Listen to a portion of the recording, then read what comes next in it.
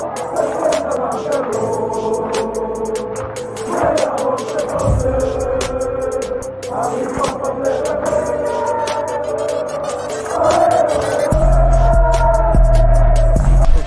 out to Kopish. Shout out to Kopish, guys. Keep all the good work the up. two legends, Emil Heskey, Howard Gill.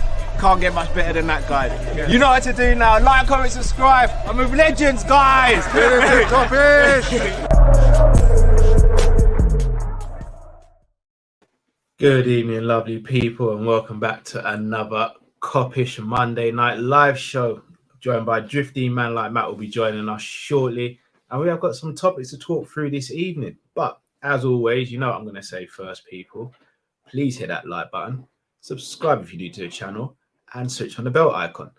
Hope you're all well. Hope you're all having a happy Valentine's Day. Happy Valentine's. You're spending it with us for the next hour and a half, roughly. Obviously, what you do after that, hey, don't really want to know. Just take it easy, or don't, depending on what your flavor is. But just make sure you have a good one, people. Drift, how you doing today, bro? Yeah, I'm cool, man. I'm all right, man. Some of the topics we're going to talk about are going to be difficult for me, but I'm cool, man. Yeah, I mean, these are what we do, though. We have these difficult conversations over here. Yeah. You got to have the difficult ones, isn't it? No point having easy conversations. What challenge is there in that? It's not a challenge. It's not a challenge. All right. On the back of that, Drift, let's get straight into the first topic. It's going to be a sketchy one.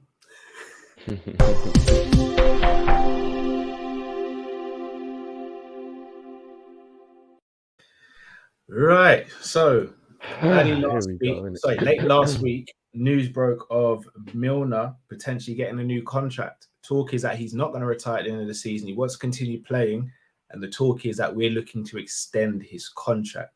Now, firstly, Drip, before I ask you about James Milner, I think no one who is... I thought we was talking about James Milner. James Milner.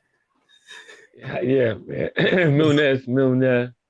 Milnandinho, yeah, sir, go on.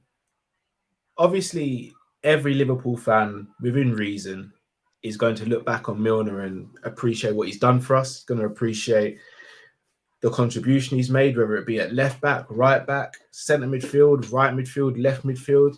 You think of some of the accolades he's got in his Liverpool career. He's been a vice captain since the moment he's been here. He's been a leader on and off the pitch. I think he's helped develop Jordan Henderson a lot as a leader and as a player.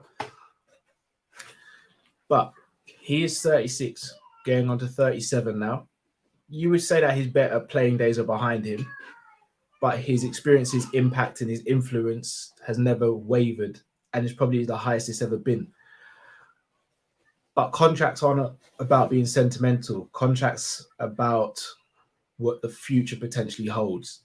Now, firstly, I'm going to ask you, Drift, if Milner were to sign a new contract, do you think that's detrimental to the rest of the summer dealings, first and foremost, potentially? I think that would all depend on what happens with the other players.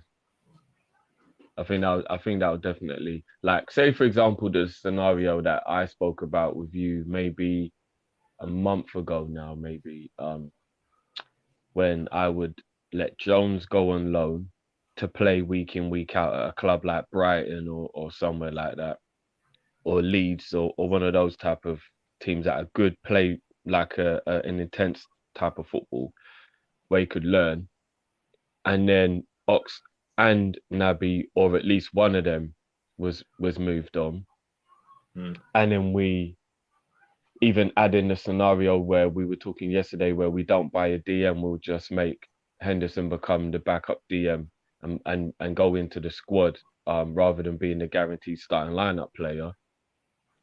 I would then believe we could possibly still buy a midfielder, even if that was Carvalho. If we don't do any of that, Milner staying would mean there's going to be no midfield business done whatsoever, I would say.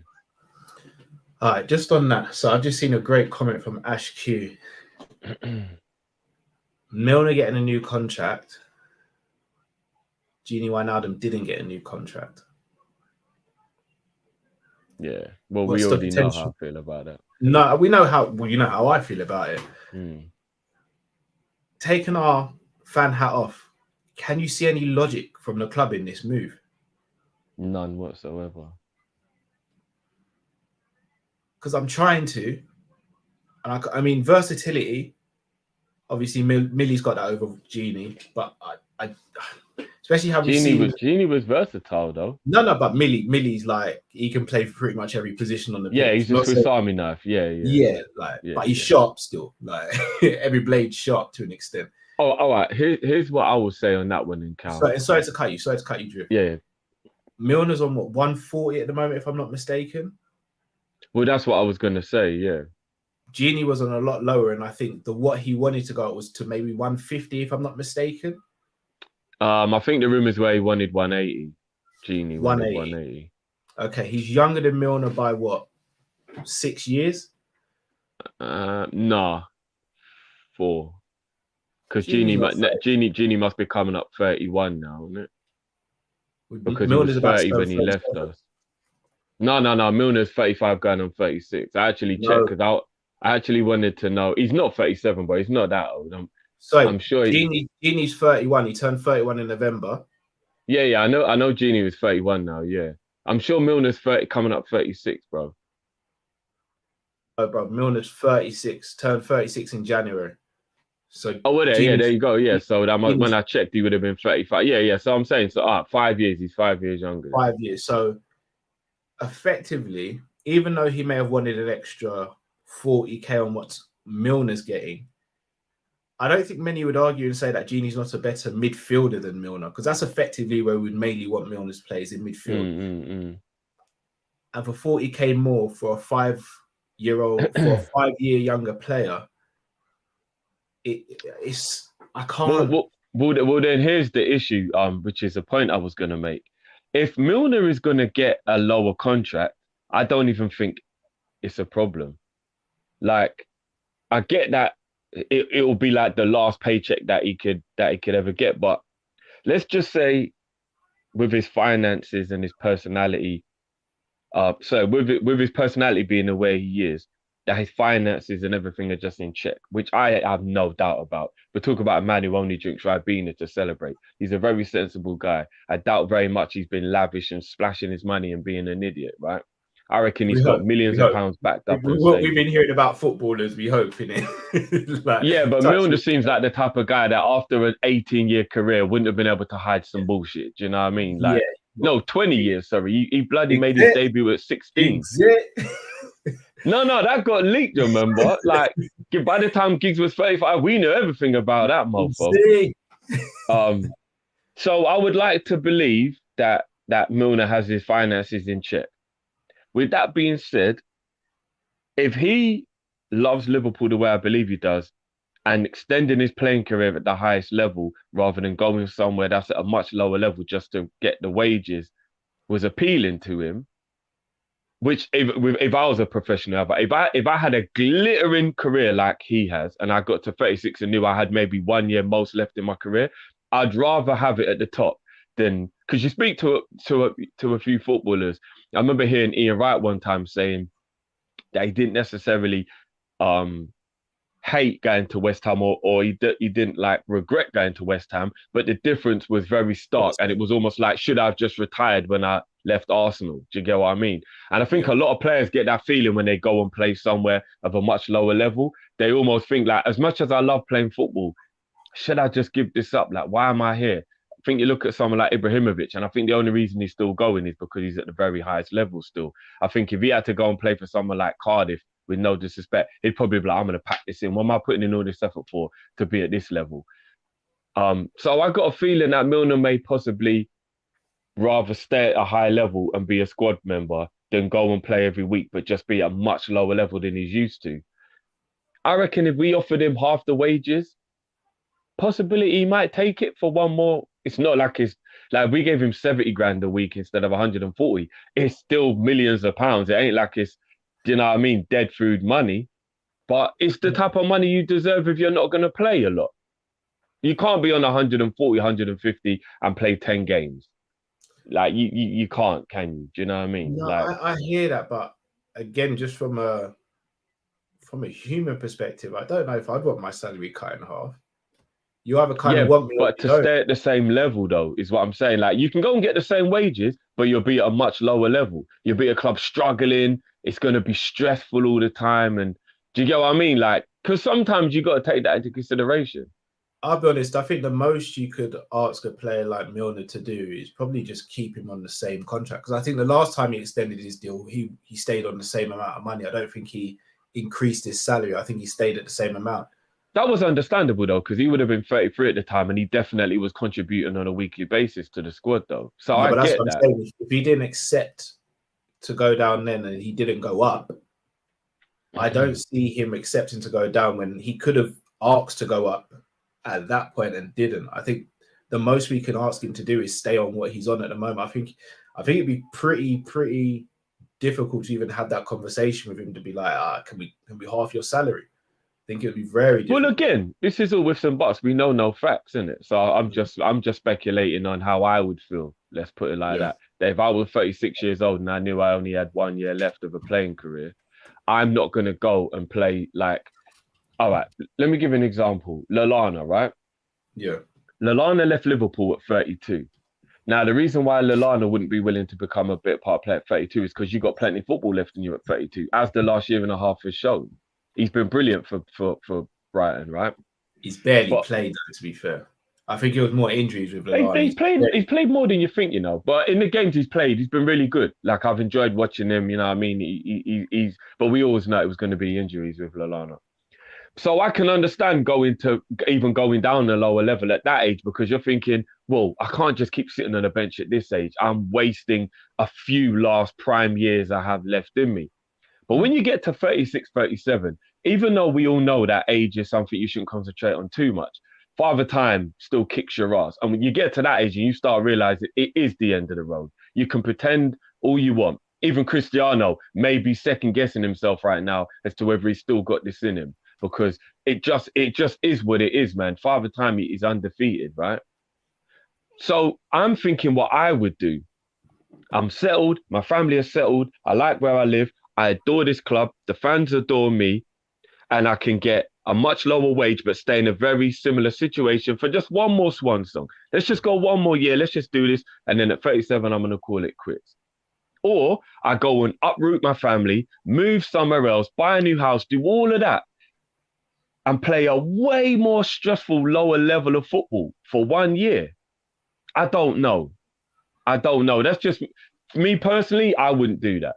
I feel like it's a whole heap of effort for very little time. Do you get what I mean? But that's just me anyway. I don't know. That's how I would do it. If you offer me 75 grand a week and I'm used to being on 150, but I'm 36 years old, I'm taking it. So the question now is, and obviously Matt chime in as well, bro. Do you think he should be getting a new contract? And also, sorry, one more question onto that as well. Yeah. If we do give him a new contract, would you be happy, for example, if he was our backup right back for next season? Nah, I think we've moved past that stage with James Milner being right back. If I be genuinely honest, I think he's been amazing since we've signed him. He's been absolutely sensational. Brendan Rodgers brought him in, 2015 when he was 29, I think, or 30. Bro, he's been absolutely out of this world. Part of an amazing Champions League campaign. He's been part of our recent success in the Klopp era. One of the probably top 5 guys, like, you know what I mean? Part of the era, top 5, top 6, he's there. But what we're talking about new contract, I don't know what Drift said before, but I remember what Drift said originally. And he was talking about how, if it's like maybe coaching, like, or if it is, like maybe, as Drift said, a reduction in wages, so to speak, and then like that kind of coaching player role. But he's 36 years of age. He's going to be 37. It can't always be sentiment as much as we love to. Sometimes we want players to stay until the end of their careers, isn't it? Until they finish. But I think for us to kind of move on, he would have to take a lesser role than what is even a lesser role now, lesser wages. If not, it's a hard one to do, but I think we might have to cut ties with him. And that's because we want to keep the club moving forward. We don't want it to ever stagnate. And what can happen is if you do that to one player, other players also might feel like they might have to be treated the same. So you don't want to get into that. A bit like what Arsenal did over the years where they couldn't like shift players and things like that. So, but I respect Milner so much. I just think there comes a time where you kind of have to say, yeah, do you know what, bro? It's all love and that, but it's time you kind of move on. You know what? Just on that, as Matt was saying, that was what I was going to say next because I didn't know whether Cal had the question, so I didn't want to jump ahead. No, go with, through. Go. With the coaching situation, you lot all know how I feel about that. I think that'll be a brilliant transition. I think if he has one last playing year, does his badges like a lot of professionals do while they know they're coming to the end and whatnot, and then slowly makes that transition into coaching, I have no issue with him staying on 150 because that's clearly how much you're going to pay him as a coach. So then there's no problem if that's how much you give him. Do you get what I mean? Because he's signing a deal where he's becoming a coach and a player at the same time. And then 150 is right.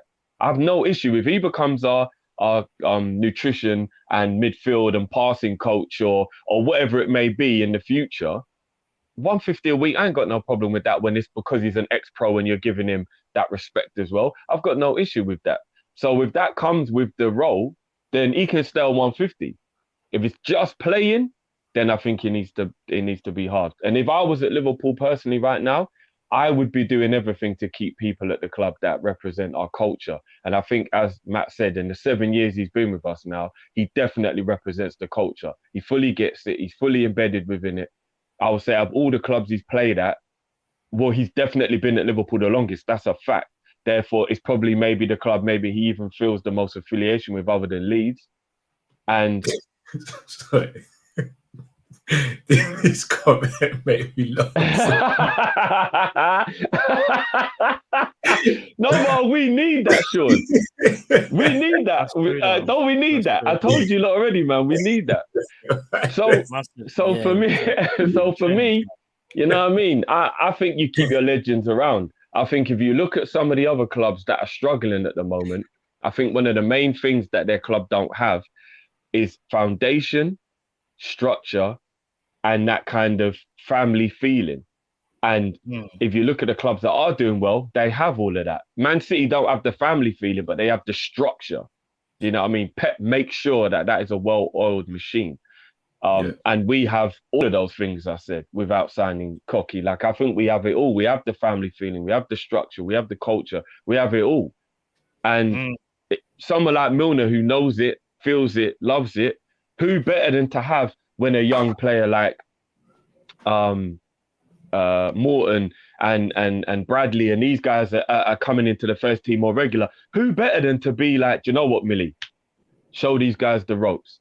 Like, there's not really much better you can have than that. And then he takes the training sessions on that. I'm sure if you start young, I mean, when you start fresh, it'll be like Stevie, where you probably coach the youngers. You're not going to be coaching with the main team. You're going to go and coach the youngers. Who better to learn off from the under 18s, the under 16s and all that? The Milner. Imagine if you're 16 years old or 15 years old and James Milner walks in and he's one of the new people that's coaching. This guy you've idolized and looked up to for however many years. You're going to listen to every word he says. Every word he says. Do you know what I mean? And he's giving good advice because he's a brilliant professional and he's a brilliant player. So as long as he learns how to transition from being the student to the teacher, which isn't always great, I'll agree. It isn't always an easy transition. Some people are brilliant at what they do, but they're not brilliant at teaching it. I get that, but that's what your coaching badges are all about. I have no issue with him staying if he's going to be a coach on that money, and I think that should be what we're doing. I think there's a few players in our squad who I would like to see us still here in 15 years' time. Your Van Dijks, your Hendersons, your Milners, those type of players who you just know there's more to this player than playing. Do you know what I mean? More to it. I mean, I was just going to name somebody, but I realised what he just done. So I'll say, like Van der Sar at Ajax. You know what I mean? Yeah. Let's not do that, Drifty. Yeah. Let's not do that. I could have been horribly wrong. The next question I was going to ask is actually one Jamrock's asked here. We need to create space in the squad for next season's iteration of our midfield. Is that potentially closing the door on a midfield space?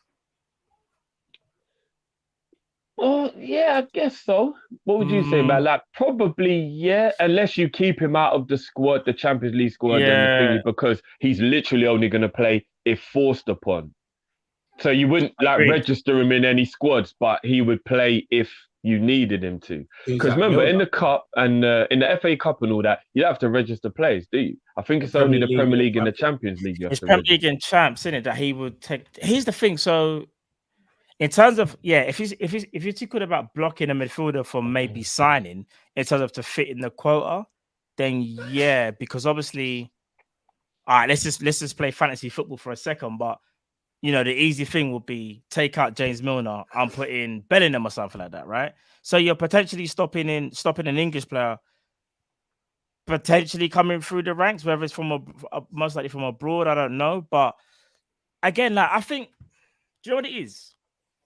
As a club, I don't know if we've ever nailed it. I think sometimes we have a bit of a mixed sort of like result in terms of when to let players go. And I'm talking about age. Sometimes they get poached off us, like your Suarez's and your Torres's and your Coutinho's or whoever. But in terms of letting players go when it's their time to go, I don't know, because even Adam Lallana, would you guys have said that he probably left at the right time? I would say yes, because of the injuries, potentially. I think was hampering him. I think But it depends on. It depends on. And again, I don't want to make this he's about different. FFG. Because his injury is not age. I think this is to do with age. No, but for me, it depends on when you say about the right time for a player going. It depends on how you're looking at the model. So, and again, I don't want this to be an FSG thing, but we've been sort of spoken and talked about as being a club that spends what they generate in it.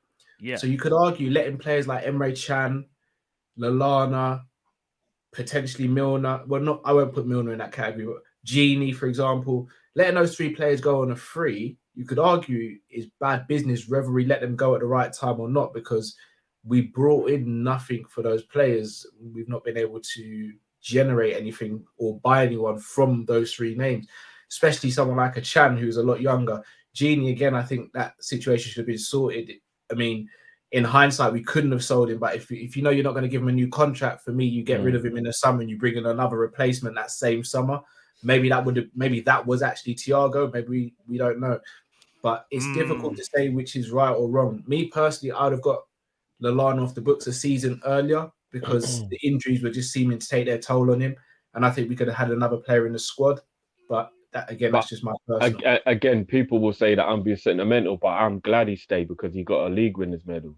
And yeah, sorry? he didn't. Sturridge didn't. He got Champions League stars, but not Prem. No, but Sturridge is contracted right now. If he had one more year left, then maybe he would have stayed, innit? You never know. Sturridge was probably more available than Lallana in the last couple of years, though, Drift. No, I'm not talking about that. I'm just talking about. Now, I wish Sturridge did get a league winners medal, bro. But I'm saying for Lallana, I'm glad he got a league winners medal. That's what I'm saying. Like, I know people, you know what I mean? People will be he shouldn't have been here. But I'm like, no, but I'm happy he got a winners medal. He got to have one achievement in his career that he'd always dreamed of before he left the club he dreamt he could win it at.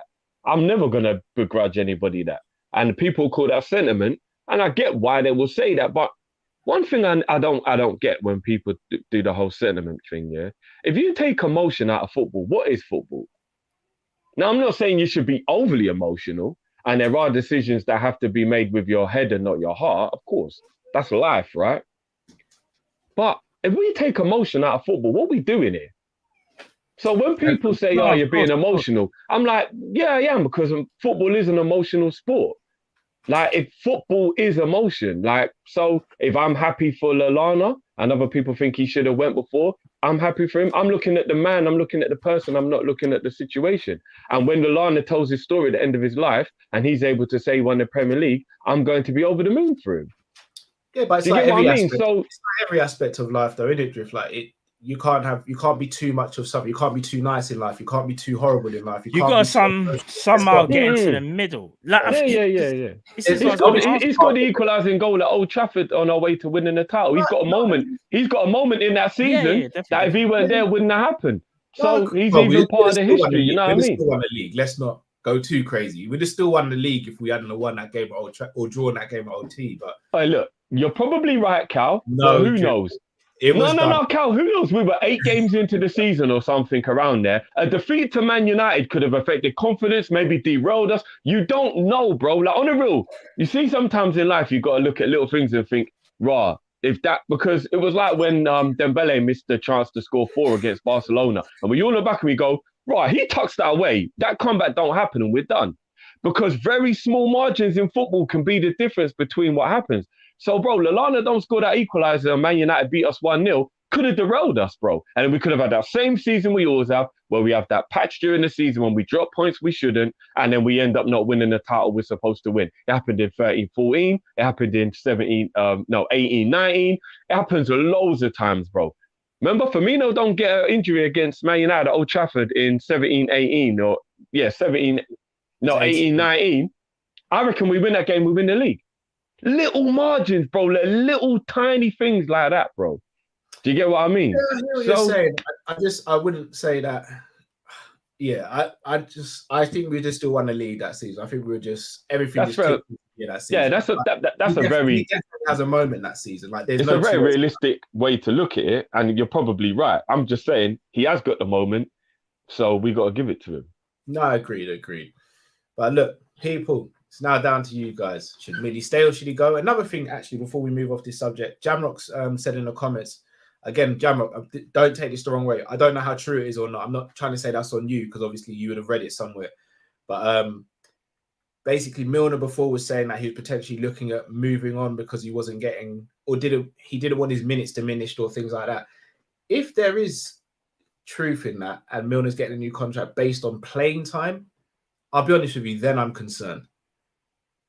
Then I'm very concerned because as good as Milner has been as a servant, my first port of call is Liverpool Football Club. And with all due respect to Milner, and again, the reason I've not mentioned his age is because I'm not a big believer in the whole age determines things. For me, it's about what you're showing on the pitch and your quality. He's not the same player he was before, which is fair enough. It happens. If Milner's getting a new contract because he's getting guaranteed of playing the same amount of minutes or more minutes, I've got a big problem with that, Drift. Oh, no, I have a problem with that. I've got a massive problem with that, if I'm going to be honest. Yeah, I have a problem with that because then that means that he will, A, be more of a liability to the team because he's obviously getting older, and B, it'll probably mean he's going to do the whole right-back situation again, which means that we're not going to address that situation. All right, so here's the thing with right-back, and again, I'm not going to sit here and say that I don't want a right-back. I think I've been very clear with that. And I know the first thing people are going to say when I say maybe potentially his backup right back next season with Conor Bradley is his understudy and Trent's understudy. The first thing people will say is, do you remember that City game against Foden? And I say, yes, I do. I do remember it. It was hard to watch. But I also remember the Palace game against Zaha, who's also one of the most tricky players to play against in the league, and he did very well in that game. I remember, was it Leicester this season or was it? No, it had been last season where he played right back. He was excellent. So there have been games where he's played at right back and he's been very good. And it's not every week he's going to come up against someone as good as Foden either. And if he's our backup right back, you'd assume he plays in the cup games and he plays in games where Trent needs a rest, in games where maybe it's a bit of a dead rubber, like a last game of a Champions League. So would it be the worst thing in the world potentially? And not only that, we're gonna always argue with people, and most people may even agree Alex Ferguson was the best manager in the world, right? Or he's the best manager there's ever been, or whichever way you want to look at it. I personally don't necessarily agree, but I definitely know he's top 3 with absolutely no argument, right? And he was very ruthless and was the number one manager that knew when and where to move players on, right? He did it with players where you're like, what the hell? He did it with legends like Van Nistelrooy and Beckham and Jaap Stammer. He didn't care. He was just like, it's your time, you're going, right? Man almost ruined Beckham's modelling career, bro. Exactly, bro. But taking the fact that he is someone who knows what he's doing and factoring in what I'm saying and what I think you lot are in agreement with is that you do have to keep culture and you do have to keep certain people that have a standard around. Why was he never like that with Scholes, with Giggs, with Neville? Because they were the people that he knew he wanted to have around for those reasons. Do you get what I mean? And he made sure the rest of the squad was strong enough that it wasn't a hindrance that those guys were around, because they clearly weren't as good.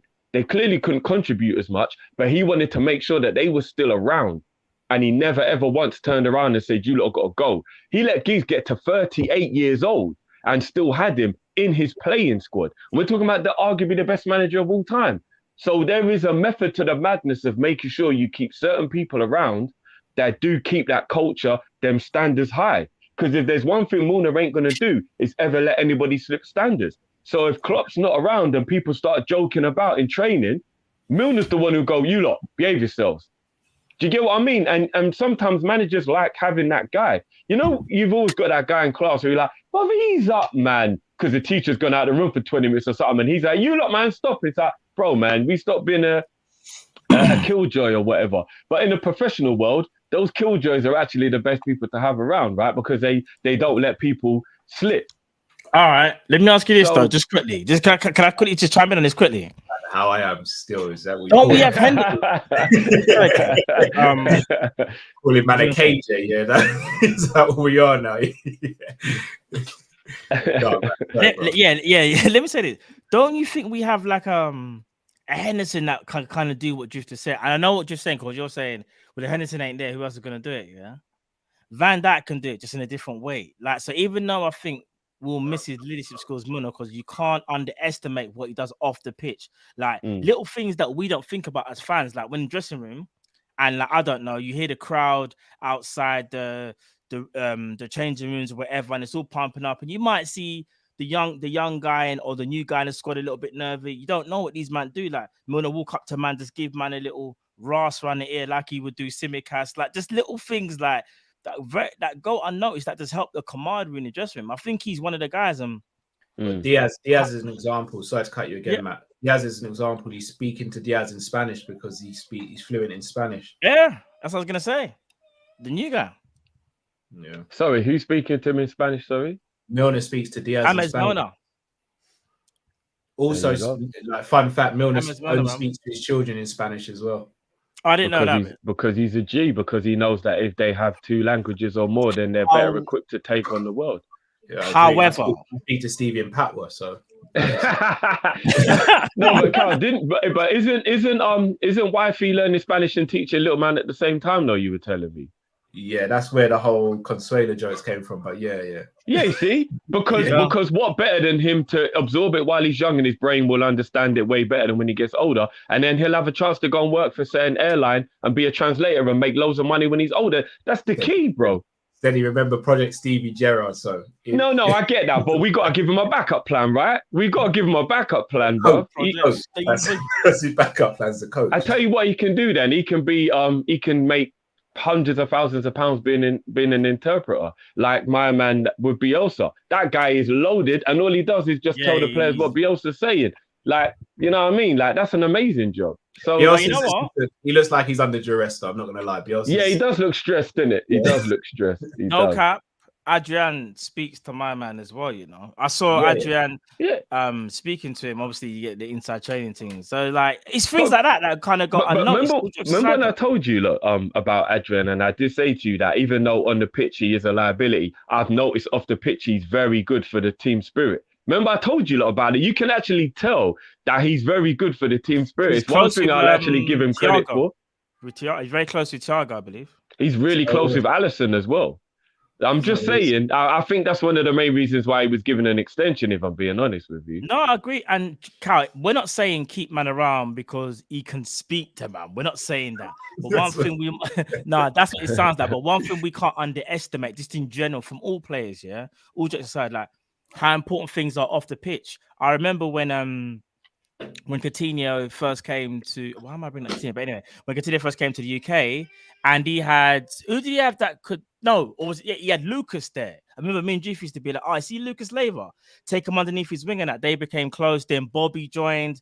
I can't remember if Aurelia was still there, but there's like a contingent there of like players you kind of need around you, because it's not just about what you do on the pitch, it's about off the pitch. Remember, bro, training, yes, is every day. And football is every other 3 days, yeah? But what are you doing when you're not playing football and not training, bro? Obviously, you got your family time, and I know you're trying not to laugh, but at the same time, what you got to also remember is, bro, it's like if us three were playing for Real Madrid and say we're the only English-speaking people there. Fam, I'm not gonna lie. If you not leave, I might all tell the president, yeah, I'm not gonna lie. Like, I don't feel comfortable anymore. I'm not saying that I'm not taking on board what's going on, but my boys, like, that was we had a click there. That's how players feel, bro, when they're off the pitch, fam. No, that is fair enough. I think it's underrated. It's a very underrated factor of life. And again, football is winning is more important. So don't get me wrong. We're just having a conversation here, innit? No. I've been in jobs, and I'm sure you all have been in jobs where the job is amazing until somebody leaves. It's normally the manager, but your job is amazing until somebody leaves. And then as soon as they go, you realize the job's shit. It was the vibes you enjoyed. And that was why you didn't mind going to work. You see, when people are like, oh, what, so we're just keeping people around for vibes. Listen, vibes are important for a healthy working environment. Vibes are very important. Do not underestimate, in my opinion, actually, vibes is the most important thing other than the skill to do the job. Yes, literally, other than the skill to do the job. The skill to do the job. Yeah. No one's underestimating the skill. And Milner being 25th choice, he's very qualified for. So he's capable of doing the skill we're talking about. But as you said, if he's going to play regularly, then it is a problem. If it's like Milner's going to be playing in every game, then we've definitely got a big problem here. 36-year-old should not be playing in every game. If he's playing as regular this season, next season, I'm going to have a massive issue with that. That's a problem because we've already said he's played way too much football this season. Oh, 100%. So you're right on that. You're 100% right on that. Yeah. I think Milner may have taken part in about 90% of our Premier League games. Harvey, I think he has. And just quickly as well, big up Wiener. Wiener, big up yourself, bro.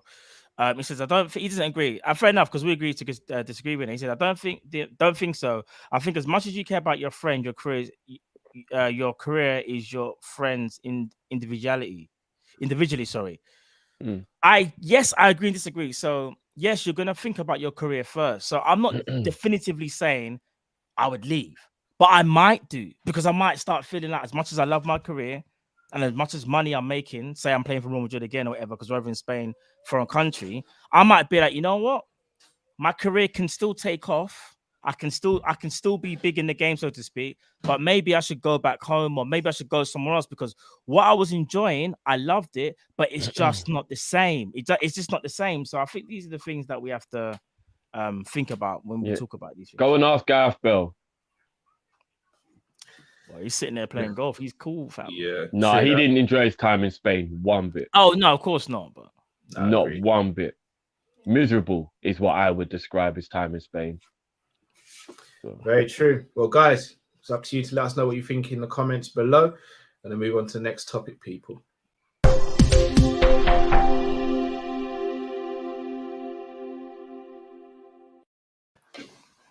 All right, this is where it could get a bit techie now. Henderson's squad role going forward. But before I do that, I'll let everyone cool down and simmer first. The thing is, there was a point I wanted to make about Milner, but I know we got to move on. But yeah, gonna do some super chats while we gather ourselves for the next segment. Ronaldinho Goat says FSG 11 versus Inter would be Hendo, Milner, Curtis Jones, Taki, Origi, and Ox. I don't even think FSG know all those players, to be honest. Ronaldinho Goat says Milner arguably cost us the Premier League versus City and Chelsea. I completely disagree with that. Nah, it was a hard game for him, but it didn't cost us it though. Didn't cost us the game against Sheffield, the game against Brentford, Brighton, the title, fam. West Milner Ham was our best midfielder against Chelsea. Yeah, he didn't.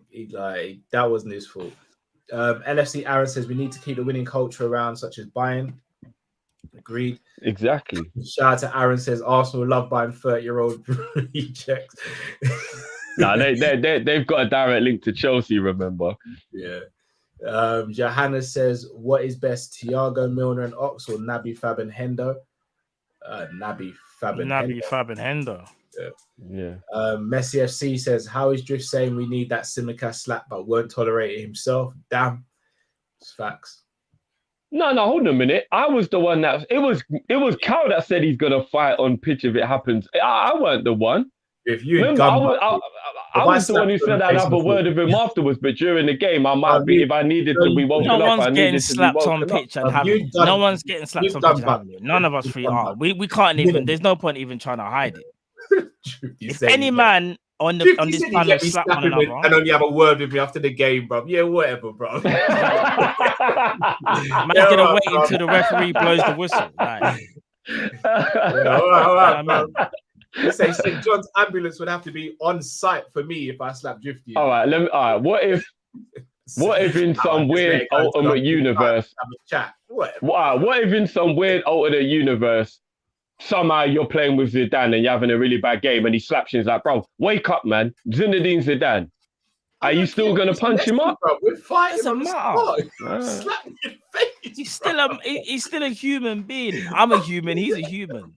You don't slap nobody in the face, bro. It don't matter what it's for, you know. Sometimes people might need to be woken up. That's all I'm saying. Bro, you can't slap you in the face because you got a special left foot, bro. You can't. Pimp in Distress says, did you hear Terry talking about CR37? Said he needs to be called Christina Mertesacker. He can't turn anymore. Slower than the Titanic. He's done, finished apparently.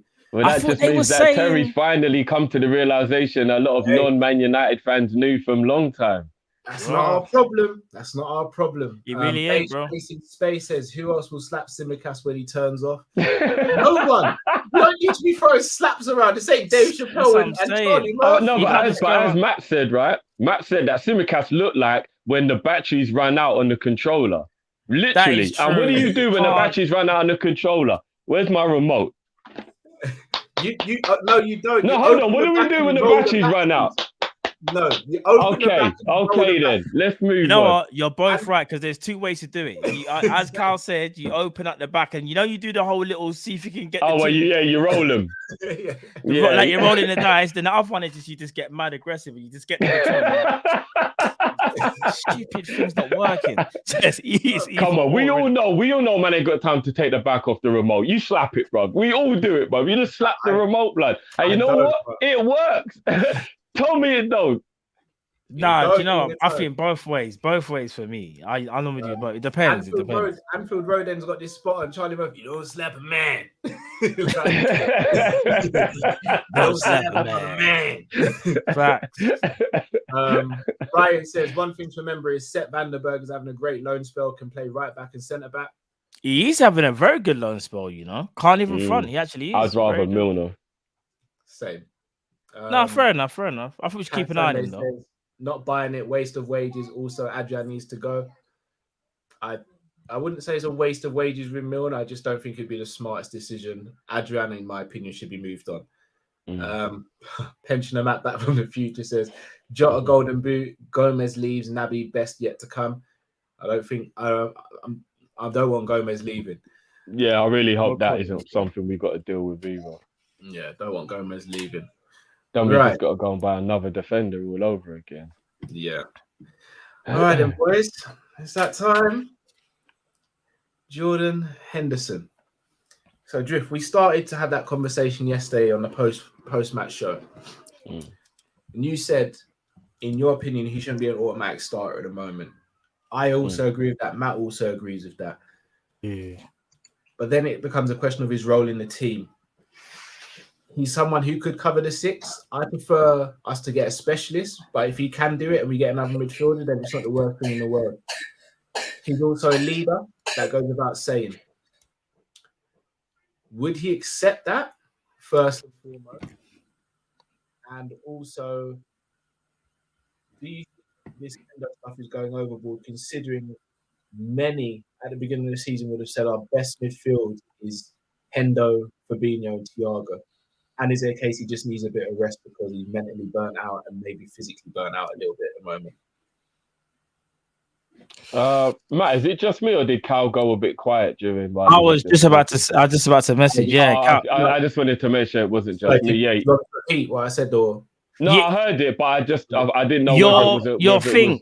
Your mic, Yeah. bro. It might be your mic, you know. Cool. Yeah, I'll get that yeah, sorted. Give me a yeah, second. No, it sounds Well, all we right heard now, but for a minute it went really low, and I was like, It oh, might have been me speaking then. I might have just. yeah, it's completely fine. It's fine now. It's Oh, completely okay. fine. Yeah. Do you want to go first, Matt, or should I go first? Yeah. So, all right. So when it comes to Henderson, the whole like him not starting every game, like we said, yeah, like fully agree with that. But you see, like long term, in terms of would he accept a lesser role? That's going to be hard for him because remember he only signed that new deal, wasn't it? Was it not last summer? Was it last summer he signed that new deal? Last summer. Last summer, yeah. 6 So months ago. he's on a new deal, yeah, where there were talks that he could leave. He was never going to leave, obviously, but you know, his agent pulled a blinder and said, yeah, I might cut from here, you know, if you don't give me my contract. But he was like, listen, cool, let's see what happens. He sat tight. Listen, this is where we have to be careful in terms of not over criticizing and overlooking someone in a bad patch and trying to see whether they've still got it. Because I still think he does still have it. I still think he's quality, but he's in a bad run of form, like bad, to the point where I think we can only really judge that come end of season. So you see what end of season happens, that's when I think we sit down or as a fan base and we go, you see Henderson, you see he carried over his form like for the rest of like until summertime. There might have to be a conversation where man just has to be rotational. Like it can't just be because he's captain, he plays every game, or he's captain, he gets automatic start. Because really and truly, if we're talking about, all right, let me give you an example. As things stand right now, if we had to go and play Man City tomorrow, he ain't starting. He's not even the 5th choice midfielder, in my opinion. Stay there with that. I was just going to say one thing. You would go Fabinho and Thiago as the 2. Then as the 3rd one, you go Harvey Elliott. And as the 4th one, I would go Naby Keita. And there's even, and you know what I mean? Like, but that's nothing against him. That's just what he's saying right now. That's why I think it's hard to really say how he should be treated. I think we can only really do that in the summer, bro. All right, so before I come to you, Drift, what I was going to say to that, Bat, is I agree his form is bad. But it's part of the problem, not the rest of the midfielders, because you'd argue none of them have really stepped up and said, right, this is my position now. And as much as we all love Harvey, Harvey just come back from injuries. There's not enough to really judge him on yet to say that he should be a stamp. Now, I think I would like Harvey to start, but there's not enough evidence to say, yeah, Harvey's the man. He's got to be a starter every game or the main games. Naby hasn't put a stamp on that position because of injuries and a bit of inconsistency. Ox hasn't for the same reason as inconsistency. Curtis Jones hasn't because he looks like he's kind of being molded into playing a different type of role. And injury. Milner hasn't because of lack of playing time, injuries, and all the rest of it. So even though Hendo's out of form, there's not one player that can stand up and be like, I'm the guy. Whereas Thiago and Fabinho, they've locked their positions down. And they have. So maybe that's the problem as well. It's not all down to Henderson. Maybe it's down to the others a little bit as well, no? And even according to some members of the fan base, even Thiago ain't done shit. No, that's to some members. That's right. Yeah. But you know, but I'm saying there are members of the fan base who actually think that though. I don't listen to their rivals. Carl's right, Griff. There's Liverpool fans that have said that, Carl. I don't listen to them. They ain't Liverpool. Yeah, we don't listen to that. All right, just quickly, Griff. I don't even want to say your piece. I'll just say this quickly. Henderson and Thiago have locked up their roles. Carl's 100% right. You agree with that, Drift? I know you do. It's Henderson. Yeah, of course. Henderson, Fabinho and Thiago, Whenever they fit, they play. But you see, Henderson's been given chance after chance. James Milner obviously is getting that bit older, so we kind of don't want to see him play. Harvey's just come back from an injury. Really and truly, because Henderson is not playing well, in my opinion, it's got to be Naby Keita, then Harvey Elliott. Reason why I'm even saying Naby over Harvey is because Harvey's been injured. Like, we don't even know whether this man's going to sign a new deal with Naby Keita. If you're not going to sign him, just run him into the ground at least. Let him play, see what he's got. Like, this is one thing I have to say. He's only 26, bro. No, when I say run him into the ground. No, because you know there's always this thing of you can't play Naby back-to-back rare-to-tear. Bro, he went AFCON and got kick up all of that. Like, and done more and played some grueling games. So just play. That was in the heat, man. No, it's the cold that's Naby's issue. I figured it out. No, it might be, but all I'm saying is like we don't even know whether he's going to sign to the rest of the sign a new contract. Yeah, but bruv, the only way we're even going to know whether he deserves one or not is just let him play. Like, I generally feel like Naby Keita, Thiago, and Fabinho should try and play as many games as they can. Obviously, we can't play them back to back, but just try and see what they can do as a trio, because we kind of know what Henderson, Fabinho, and Thiago can do on their best day. They can be very, very good. In fact, they can be sensational. But at the moment, one of the cogs ain't doing its job. So just swap out one cog and put in the next one. You know what I mean? I don't know if you don't agree with that, but the thing with Naby, Matt, and I know I keep on saying it, and it probably sound like a broken record. It's the injuries and the inconsistencies, like that. So I'd say Hendo's form, his bad form, probably start from the Leicester game. Would we say, or would we say a bit before that? I want keeping tabs like that, but because I don't even like doing that in a sense of probably maybe Leicester when we started saying, oh, raw, like what's going on here, and also Chelsea. Not to say, and again, when I say bad form, I'm not talking about a game here or there. I'm talking about continued bad form, because everyone's allowed a bad game here or there. Of course, because we kept on thinking, he's gonna get better. Like, it's Henderson, isn't it? Like, bad forms when like it's 2, 3, 4 games in a row, and you're like, raw, what is going on here? Yeah. The problem is though, Naby went AFCON. Not his fault, but he weren't around. And then when he comes back, everyone's available. So, and then before he went, he had an injury before that as well for a little bit. I know you're going to say in reference to Chelsea game, but again, I think that's quite a difficult game for Naby to play in. Why? If Milner can play it though. But again, I think, and again, I'm not agreeing with Klopp's logic here, but I think Klopp's logic was you go for a battering ram of midfield, try and keep it tight, and then try and hit them on the break, which effectively we did in the You're first right, half. but that's why. But then we fell apart. Yeah, see, this is the thing. You know what we have to come away from? But I think we're all going to agree on this, but it's just, I don't think Klopp's going to do it. I don't know if you might notice, but you see in our midfield, it always has to be this kind of like, not energizer guy, not that's disrespectful, but like the guy that's most physical. Because I would say Henderson's the most physical out of our midfielders, most likely, especially when it's actually Fabinho. Yeah, but he's very physical. No, Henderson physical, fam. He is kind of physical. I don't think Hendo is. Let me say, robust. He's very robust. Used to be, at least. Very, very robust. Henderson is, bro. Henderson will run around all day and give 100% all day, every day, bro. I don't think that's physical, though. I think that's an energy thing. If we're being no, but he's robust with it. Henderson's physical, though. Shoulder, body. What, you don't think he gets involved? No, I'm not saying he doesn't get involved. I just don't think he's that physical. I actually think Thiago's more physical than Hendo. No, I think that's only since he come Liverpool, because I feel like he realizes how aggressive it is in England. He never really used to play like that before. I feel like he's been a bit more aggressive than I'm used to. And I'm glad he stopped going to ground. He's actually learned to stop going to ground. Do you remember in Germany, he used to go to ground a lot. I think he's realized to stop doing that now. Yeah. No, look, I'm not saying Hendo's some pushover or some wimp. Far from that. I don't think he's as physical as we're making out. Well, not that. Well, if you don't even want to say that, he likes to lead by example, remember, because he's the captain, and you kind of see it within his play. But my whole argument is this, though. James Milner's kind of the same. Them two are the same, right?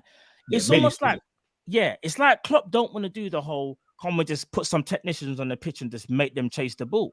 Because really and truly, there's times, I don't say you do that all the time, but there's times when we can really do that. Like, what was it? Sunday was the first time I saw Naby Keita, Thiago, and Fabinho on the pitch, fam. Like, you did get to see it. Yeah, I was saying to Cal afterwards that it was the day when it was the missus' birthday, so you couldn't watch.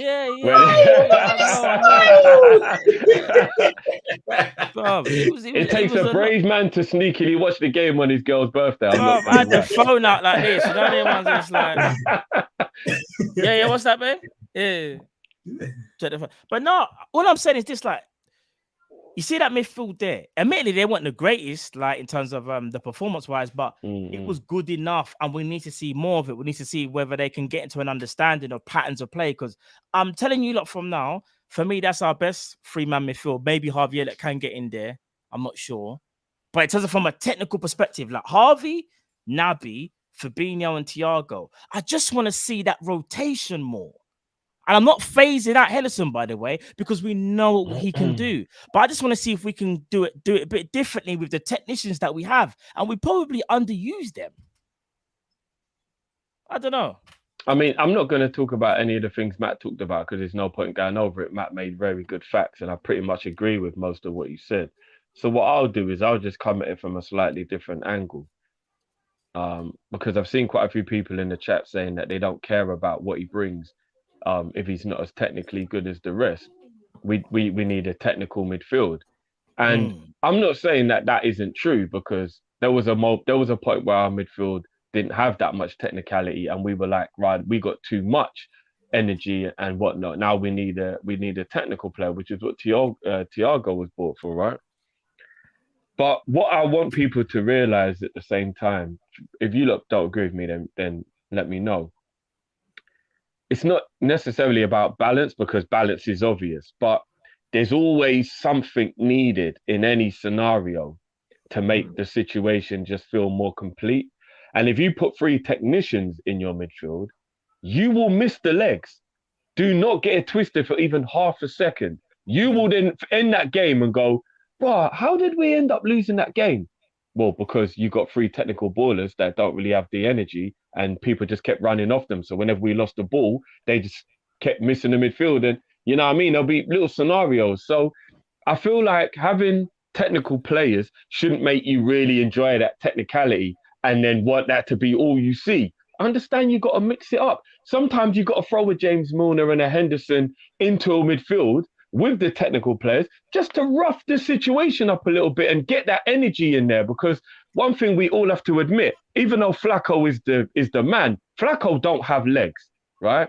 Flacco is very lateral in his movement because he's techie and he's very intelligent. He reads the game. What if you're an athletic midfielder, you'll give Firmino problems. You will. If he's having like an off day, that's why we say sometimes he looks drunk today, because it seems like he's making the wrong decisions. And when he makes the wrong decision, he gets left for dust. We've actually witnessed it happen, and we're like, rah, I can't even. Like Bowen made Firmino look like he was the one who's 36 and should be phased out the squad.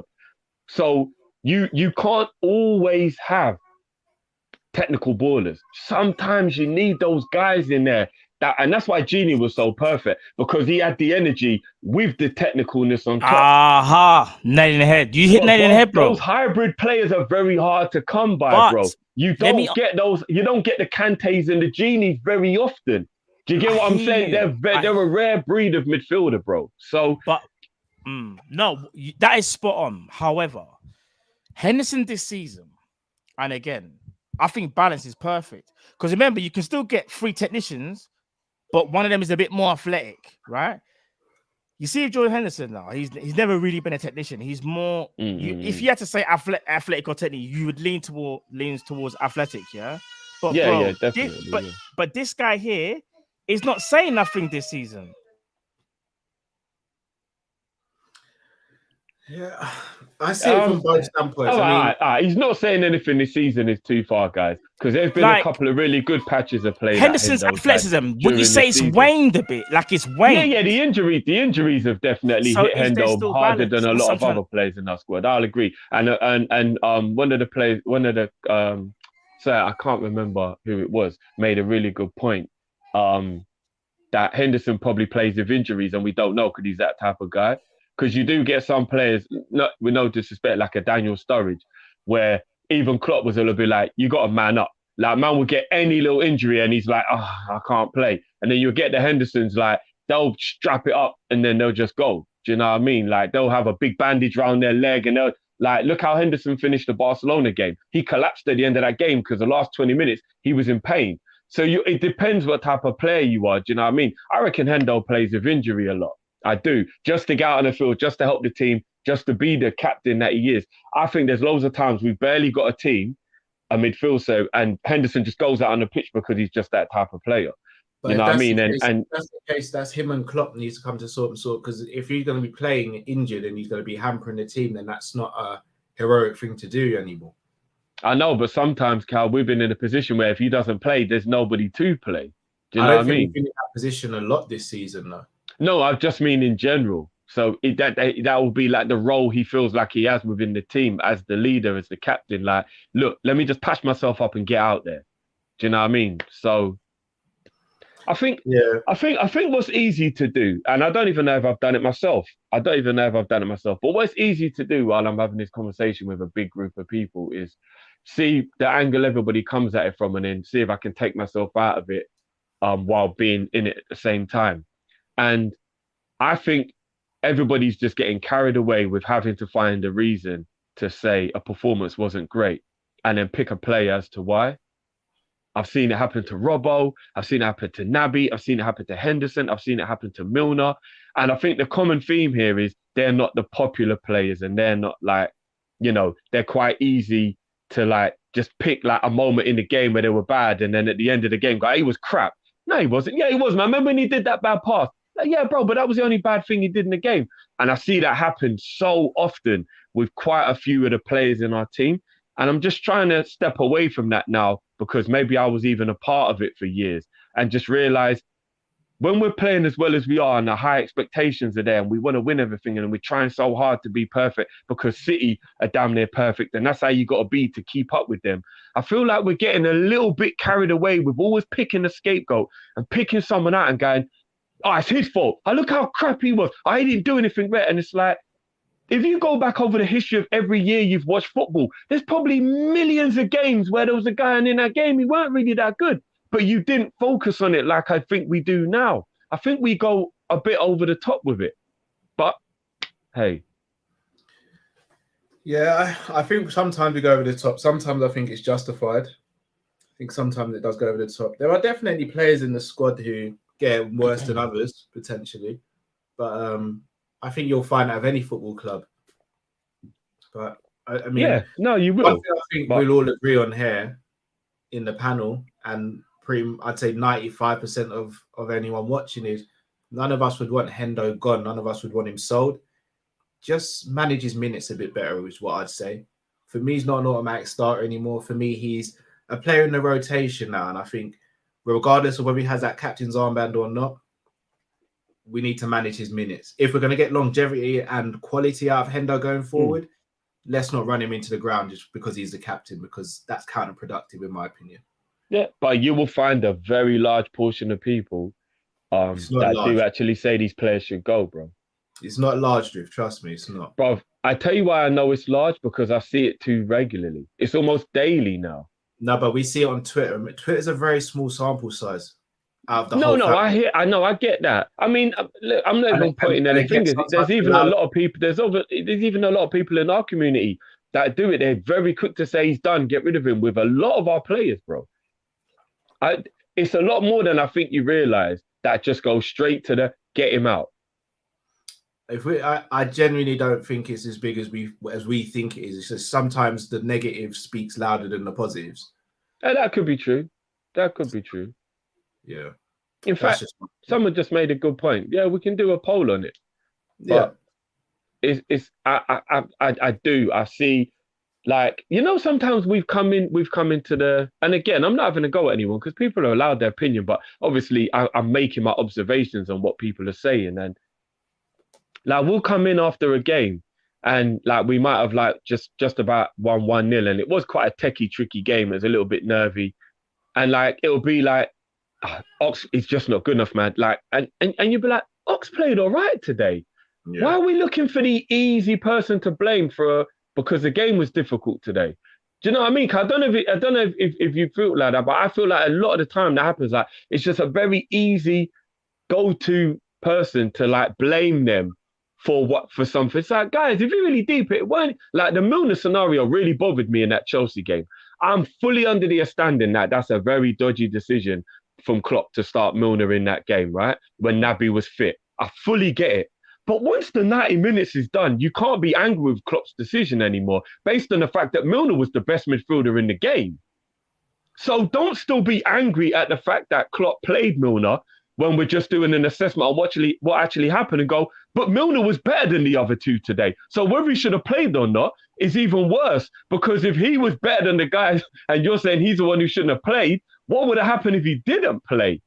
Yeah. So it's too easy to just jump on Milner and then just go, Milner's done. Yeah, but guys, today Milner was the best midfielder. So your point has no legs today. Excuse the pun. Do you get what I mean? And I think that just happens a lot in our fan base. Ox gets scapegoated all the time. Naby gets scapegoated all the time. Naby played well the other day. No people saying Naby ain't good enough. He played well today, guys. Why are we picking today to be the day to pick him out when he had a good game today? What are we doing? That's our fan base. We're just turning into a fan base of moaners because we want such a high standard. Now we're being over the top and unrealistic with it. I don't know, man.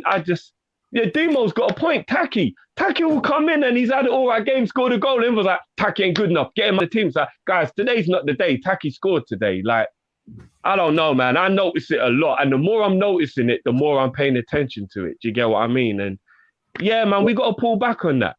What I will say we got to pull back on that, guys. This is something I think we're extremely guilty of as a fan base. Extremely guilty of. And shout out to Kev for bringing this up and the rest of the guys at the Day Trippers as well. We are very, very reluctant to give credit to the opposition. I'm guilty of that. I won't even hide. Very reluctant. I'm guilty of that. Like sometimes you just come That's up. That's so true. Sometimes you just got to take your hat off and say, you know what, they played well today. They stifled us a little bit. We have to get into that habit. But yeah, I agree. Hendo goes nowhere, but his minutes are managed a lot better, and we see more of the other midfielders play, in my opinion. Yeah, and you lot know it takes a lot for me to come to a realization of something that I feel strongly about. But even I know, yeah, if Henderson's got to become a squad player, as long as he's all right with it, then maybe it is time. But again, this is the only season I've been disappointed with him in the 10 he's been here or whatever. No, actually, no, his first 2 seasons were bad, but you know what I mean. Since he, the 13-14 season when he really came to fruition and he showed who he can be. So let's just see in it. Let's just see. I tell you what, go and ask all the other teams who've got no real leaders and they don't have any real culture and any real feeling in their squad. And they'll make their jokes and whatever, but if you get them in a serious moment, they'll tell you they'd fucking love to have a Jordan Henderson. So one man's trash is the next man's treasure, as they say. But sometimes you got to think about whether he should be your trash, you know? The new shiny toy and all that, we'll see, innit? We'll see. Agreed. Let's move on to the next topic then, boys. Let's go.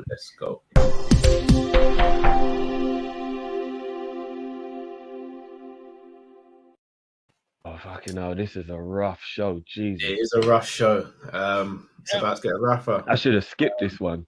Fuck yeah, no. I'm going to need a drink after this. We touched on this on Friday, and I had some choice words to say, and Drift, you brought me back. I'm still on the fence with it, I've got to be honest, especially with the last performance. I'm on the fence. I love Bobby to bits. I want him to stay at the club forever from an emotional standpoint. I don't know where he fits in anymore. I don't know if this... we keep on asking for the old Bobby. I don't think the old Bobby's there anymore. He's gone, fam. I hate to It was there before December, though, guys. But he wasn't really, though, Drift. He was scoring goals, but you still wouldn't say he was fantastic. I thought he was playing really well. He's playing good.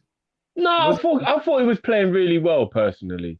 I do. I think September, October, around them times, I think Bobby was playing really well. That's just me anyway. I think he was playing good. We have to address Bobby's future, because with his contract coming to where it is, I'm not saying we have to sell him, but if we don't sell him, he's leaving on a free. Because I don't see us extending his contract. But more importantly, where is Bobby's role? What is Bobby's role? Because look, I was on board with him playing as an 8. But in the last few games, he's giving the ball away really, really sloppily. And it's one thing doing it when you're playing false 9. It's another thing doing it when you're 8. Because when you're an 8, things like the Cardiff game happen when you can see directly from it. And if you do that on a regular basis, you're in big, big trouble. All right, you say giving the ball away. Do you mean losing possession by being tackled or losing possession by making a poor pass? Because I don't think he loses possession by being tackled. I think he just makes poor passes. No, he does both. I think his ball retention was really good the other day. It was the passes that were What, annoying. against Burnley? Yeah. I thought It was his average. passing that was annoying. His ball retention was good. It was the passing that was annoying. I thought it was average, to be honest, Drew. Both aspects. Because I was paying quite a lot of attention to him, and I thought he was doing well to hold the ball and stuff. But then he'd make a bad pass. He'd be like, "Oh, Bobby, man, you did all that good work, and then you did a crap pass." Look, I love Bobby. As I said, I'd love him to stay. I don't know what his role in the team is. And that's why I feel he should be transitioned into a midfielder, as I said. Or should he be moved on, Drew? Should we have to keep on transitioning players if they're no longer good enough or fit for purpose? I mean, when they have the respect that he should have, I think, yeah. No, but just because you want a player to leave doesn't mean you respect them. Remember, the first port of call here is Liverpool, bro. And if he's not good enough, but I believe he could do a good job there. If it turns out he can't, then that's when you have to accept it. But I believe he could do a good job there. Him turning out and showing that he can't means that he would have made mistakes that could have potentially cost us. Yeah, but bro, man, this is what I'm talking about, this search for perfection. I know we want to win, but we can't be that fucking hungry for victory that won't even give someone a chance to like prove they can still play in the team. Do you know what I mean? I mean, you could argue since the beginning of the beginning of 2021, he's had chances to prove it, Drift, and he's not done it on a consistent basis. Maybe not so much consistently, but I definitely feel like at the beginning of this season before the hamstring injury, he was playing well. And I think everybody felt like possibly he could be in for a good season. And then that injury's really derailed his season really badly. I can tell the difference badly. No, I agree. But he's also, as you said, picking up more injuries than he did before as well. Sign of maybe overplayed. Yeah. I always said I think he's the one that was ran into the ground arguably the most during our peak successful time. He's the first player Klopp had pretty much that's still playing regularly now. Yeah. So, and people underestimated that pressing from the front, how much work he used to actually do. Yeah, he used to do a lot of work. So, yeah, it could be. It could be that his legs are just gone now. It could be that. But he's a very intelligent footballer, so I don't mind having him as an option. And again, here's the thing: when people say they want to move these people on, yeah, it's not even that I don't see the logic in it. But we've always wanted a squad, right? And we've always moaned that we don't have a squad. But you know, the best way to have a squad is that somebody who was good enough for your starting lineup is replaced by someone who's even better for your starting lineup, and then that person becomes the backup. You don't buy somebody for backup because then they're usually not quite up to scratch in the first place. And even though maybe not necessarily the player himself skill-wise, but there's been examples of it. Tsimikas, Shaqiri, players who were deliberately bought to be bench players, and everybody seems to have a problem with it, and they feel like they don't contribute enough. So do you know what you do better then? You buy a player of a higher level, and then the player who's already good enough becomes the backup. That's what the plan was to do when we brought Naby in. Now maybe we do that, and then Firmino becomes the bench player. Do you get what I mean? Eventually, Tsimikas will start and Robbo might become the bench player because the player was good enough to start in the first place. So what is wrong with Firmino becoming the squad player and being one of the guys on the bench? Firmino is very impactful with 20 minutes to go off the bench. I've seen him do it. Even in his bad form, he's still been more impactful coming on as a sub than he has been in games that he starts. He brings something different. He's intelligent. And it's something new for the opposition to have to think about when they're already quite exhausted 70 minutes into a game of chasing all our other bad boys around the pitch for over an hour. What is the problem with that being the case? So when people say we've moved on from Firmino, if you mean in the starting lineup, fine. But when you're like, he's done, sell him, that's when I don't agree with it. Because if you sell Firmino, if you sell Henderson, if you sell Mane, I'm just listing all the players everybody wants to dash out, yeah? They said, let's just go through the list quickly. Sell Naby, sell Ox, sell Taki, sell Nico, sell Mane, sell Henderson, sell Milner, sell Bobby. Hold on, what the fuck are we going to do with our team when all these guys leave, people? You buy replacements. You want a squad, we've got a squad, now you want to get rid of them all. No, but it's about replacing them, Drift. But here's the thing, though, Drift. You talk about coming off the bench and playing well, and I agree with you. He does play well off the bench. but so does Jota. But Jota also plays well from the start as well, bro. So what are we just keeping Bobby because he's a bench player? And again, I'm asking these questions because I'm always trying to convince myself that I'm not just keeping him because he's my favorite player. I want Liverpool to win as many things as possible, so I need as many valuable players at the club as possible. Bobby has been phenomenal. He's a Liverpool legend. That's undoubted. But going forward, it has to be going forward. You can't just keep looking back and saying this player did that back in the day, because that means we ain't going to move forward. Because what they did yesterday ain't going to be necessarily what they do tomorrow. And we need to win tomorrow because we can't win anything back then anymore. I hear that.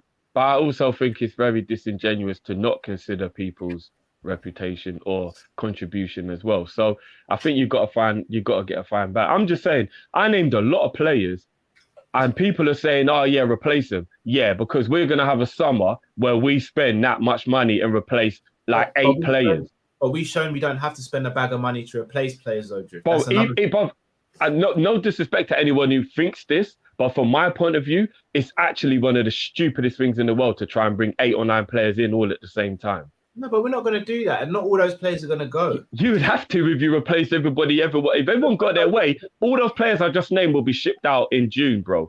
Every single player I just named will be shipped out in June. So you have to, Cal. All right, but the reason why people are saying this, Drift, Mane, Bobby, Ox, and Naby are going to the last year of the contract. Do you let their contracts run down, or do you just offer them new contracts because they've been a part of a Liverpool succession, bro? Do we not have to look at the future, bro? We've got to future-proof the club as well, bro.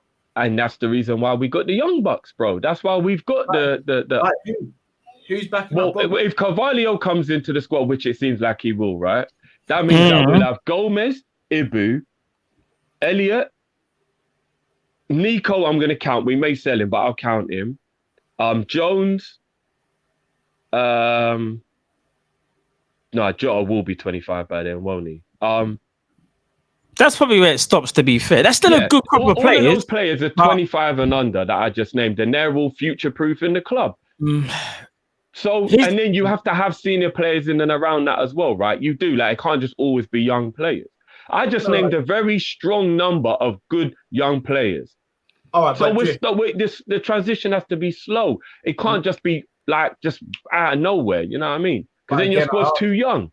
I asked you though, Drift, what the players have done in the past is not up for debate. Like like Mane, absolute legend. Like there's no two ways about it. In my opinion, Trent. Sorry, my bad. How did I forget Trent? Yeah. Top 2 best left wingers Liverpool have ever had in our illustrious history. Top 2, in my opinion. Bobby, arguably one of the most techie players we've had at the club. Naby could have potentially gone down as one of the best. Ox could have gone down potentially as one of the best. But what are they going to do in the future? That's what we have to ask ourselves, because you're not giving them a contract based on what they've done. You're giving them a contract based on what you hope they can do. And from what I'm seeing from Bobby, and we're only talking about Bobby right now, I worry, because the last thing I want is Bobby's going from a fan favorite and a hero to someone that we see coming off the bench, or someone that we see in the starting lineup and go, we're starting Bobby, man. We're in trouble here today. I understand that. I don't think he's quite there yet, but I understand your point. But that's what I'm saying. We don't want to wait for him to get like that. Yeah, but I don't think he's anywhere near that level yet. Not to that point where we're going to actually be like, oh, fuck's sake, he's playing. No, he's not there yet. How much longer has he got? In my opinion, I'd give him a 1-year extension on the deal he already has. So that'd be 2.5 years he'd have left. And then he'll be 32, coming up 33 by then. And then we see. But if he's a squad member until then, I have absolutely no issue with that, because I know he's a versatile player that can fill in, that can contribute. And I believe that if he gets a break, it will be even better for his game. I think the playing every week might be like, let him recharge his legs then. Do you know what I mean? Do you know what? I think with Firmino, we was talking about before, I think you can tell, bro, the mileage has caught up with him. And even though he probably could do with a break, not an injury break like he's had, and we might see something probably be a bit better than what we see now. I don't know how much longer it's gonna go though at the highest level. Because do you know what's so mad? I don't know whether you lot agree, but when you saw the starting lineup for Burnley, I know Klopp did originally. No, I think Klopp came out and said, "Oh, the reason why I didn't start Jota, he had a dead leg or something like that. Why he didn't start him?" I think I'm gonna so, be yeah. real. If he was fit enough to come off the bench, fam, I was like, just start him. Because when I didn't see Jota starting, I was like, you're starting Firmino. And I was like, you're talking about a guy in Jota who's scored a brace, high on confidence. Like he's sniffing everything, fam. Anything Jota wants it, he's getting it. And I'm thinking you're starting Bobby. But again, the dead lead thing. However, even though Bobby Firmino still has a lot to offer, him playing as the false nine false nine, I don't know how much longer he can do that. Like, I genuinely feel like to get the best out of him, more so, it has to be 4-2-3-1. He's the 10. And then, like, you got Jota up front. I still think you can get a lot out of Firmino. Yeah, we're all in agreement. Yeah, Matt, we've been in agreement for a long time that he shouldn't be up front anymore. Yeah. We've been in agreement about that for a long time. Because he's still got something to offer. It's just that I understand where you both come from. You're thinking, listen, look what he can offer. Look what he can still do. We can't just dash, man. And Kyle's not saying that. What he's saying is, though, not necessarily dash him, but we can't also just categorically rule out the idea of if another player comes about who can kind of fit the same mold that he can do, we shouldn't just turn our blind eyes at it at the same time. Because it's like, imagine if that player, that whoever we saw, knew was going to be sick, like how we saw Firmino all the years ago for the next 5-6 years. But we were like, no, we can't do that because we got to give Bobby his flowers. So there's that middle ground, I think, where we have to be, in my opinion. So I think you both got valid points. I just want to reiterate, I don't want him to go. I don't. No, of course you don't. No. You don't. I know you don't. I have to be fair and ask these questions. I have to be. No, that's true. But as I said to you the other day, bro, when I was reeling you back in, again, I go back to the camaraderie. And I know people are going to be like, don't use emotion on me. It's not fair, bro. No, but saying people are going, oh my God, just down and again with this thing about like how people like them and what they bring it back because we're talking about it on the same show. There are certain people in that dressing room that are vital to keep the spirits high. And Firmino is one of them. Go and ask Man United what their dressing room's like. Yeah, but you're using the worst example to. I'm not, bro. I'm using the example of a team who've just went and bought a whole lot of bad boys, right? A whole lot of names. This is what everyone wants us to do. They just want to get Firmino out and get Haaland in and get a whole bunch of names, right? This is why I stop you, though, Drift. This is why I stop you. Klopp and his boys, who are the recruitment team, they do a lot of work looking into a player's personality before they sign. Which is why maybe we don't sign people very often, Cal, because I think there's not many people out there with a mentality that our squad needs. I disagree with that. I think that's down to a structural thing, but that's a different show. We know that as well. That's a structural thing. No, I'm just doing the devil's advocate. I'm just doing the devil advocate there. You know what I mean? Like, we know that's maybe it ain't FSG. Maybe it's the fact that no one fits the mold, right? This mold.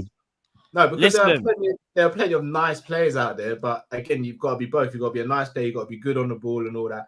We found him. Jota fits in absolutely fine. We had to go and buy him. Bro, Thiago fits like a glove. No, bro, I'm playing devil's advocate, bro. I'm not saying I agree with it. I'm just throwing a curveball in the conversation to just make people think that could be a possibility. But what I will say is, I always loved at the club. Who's for the out of the people who are here right now, I definitely know that he is a very big part of what helps that dressing room to be as harmonious and fun and as happy as it is, which is very important. And I'm telling you now, the first person I see people look for when they score a goal or any joyful moment in our team is Firmino. That's all I'm saying. And then Van Dijk. Of course. I agree, but they'll find someone new, Drift. This is real as that. No, and that is true because life does move on. But I'm just saying right now, while I don't think there's any need for him to move on, because I'll be willing to sit down and have this conversation with you if I come to the realization that you're right and go, do you know what? Yeah, like I can't really argue with it anymore. But at the moment, I don't feel like we're there yet as a club. I don't feel we're there yet. I feel like Firmino definitely can contribute. He's definitely a good squad player. He's definitely impactful from the bench. And he's flexible as well, which is what Klopp likes. Klopp likes players who are flexible. So, can I ask you both something quickly, just ever so quite quickly before we move on? You see, the Firmino thing, but I kind of revert back to Mane because he's another one where you would say maybe under scrutiny. Let me put you just both in a scenario that you won't want to be in, but I just want to see where you both are at. Let's say, for example, Mane's like, well, say for example, Mane wants to stay, but for whatever reason, Kylian Mbappe is like, I want to go Liverpool. Liverpool have gone, we can make this work. We got to shift Mane for about 50, some other player sales and whatever. Would you guys both? Would you both sign Mbappe or would you keep Mane? Drift. In fact, I let Drift simmer on this one. I know there's no point asking me that question because you know what I'm going to say. But I get where you're coming from. I can answer for Drift already. Like I know what he's going to say. You still wouldn't do it. No, all jokes aside, Drift, you still wouldn't do it. No. What about you, Carl? I think everyone knows my thoughts on Mbappe. I think he's highly talented. I do think there's a little bit of like hype with him. I don't know how I think you have to build a team around Mbappe to get the best out of him. And I don't think Klopp likes building a team around one person. So right now, as players, you'd probably say Mbappe is ahead of Mane in terms of form-wise. Yeah. Mane is best for me, is better than Kylian Mbappe. But we don't know if we're going to see the best Mane anymore. I'd probably do it. The reason why I ask you both is this year because for me, it'd be worth the risk. Yeah, because I think obviously we're probably never going to get Kylian Mbappe, but my point is this: we have to, as a fan base, kind of find that middle ground where it's like, as much as we love the player and as much as he's still probably sick, there's someone out there who could probably do what he does, but more. And it's probably because the player that we love so much, is either just stayed the same or in that little bit of decline, whereas the other person is up and coming. They might not even be at their level, but you can see them surpassing it. And and here's the thing, like I think as fans, we all do it. Like we all do it. None of us are not guilty of not doing it. When you like really appreciate a player, you don't want to see them leave. However, we kind of have to at some point go, do you know what? This is gonna be hard to cut ties, fam, but we got to make a move to try and get better. If not, we will be stagnant FC in it, like other clubs. So I think as a fan base, we just got to think about it. Obviously, I know we don't obviously make the decisions, but just like even our own club, like our own club has to make the right decisions this summer. This summer is so big, guys. Like it's massive because, as we've said about it many times, Salah, Mane, Firmino, Naby, Ox. We have to make the right decisions. If not, we'll learn a lot for real. If not, we'll be in some doo-doo, fam. No, you're right, bro. You're right. But again, and obviously it's just playing the other side because this is just what happens in life. Yeah. And even though I fully understand you have to take risk because high risk can bring high reward, sometimes the shiny toy, again, you think it's the right decision and it ends up not being. And sometimes it isn't a bad thing to stick with what you know because what you don't know can make you worse. So you have to always I think it's too easy to just go, Mbappe, of course.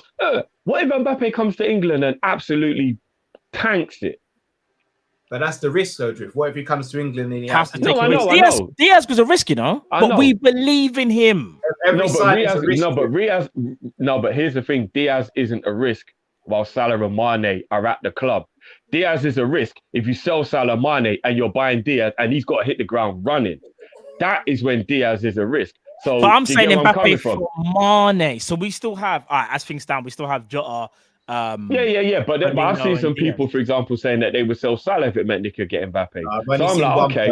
One person said that. I saw a couple people. But anyway, so I'm like, okay, we're just using that as the other, because we don't have a backup right-sided player then. So let's just use that as a thing. You get rid of Salah and you bring in Mbappe, and you thought it was a good idea because he's younger. You think he's better because he plays somewhere else. So you're more like, the allure is there, innit? The new toy and all that. He comes, absolutely tanks it, proves he ain't as good as we thought he was. Maybe not players of that same level profile, but like your Timo Werners and your Kai Havertz's and the players everyone thought were these world-class superstars who aren't really as good as we thought they were.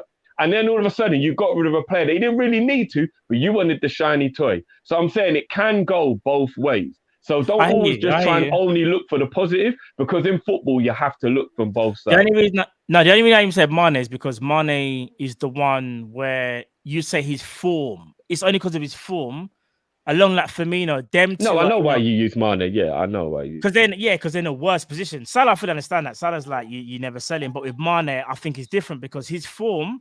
But I mean, say his form because I you say- look at that in AFCON, but then at the same time, it's like, but I can only judge what he's doing at Liverpool, and we know he can do more. It's just whether he can get back to that. Like it's hard to say. All I'm saying is we can't put the blinkers on if there's a chance of potentially getting someone that could take over from them long time. Because I think we're slowly building, but this summer, like what Cal said, it's going to be so telling, bro. So telling. Because we could end up doing a madness and lose 3 of them.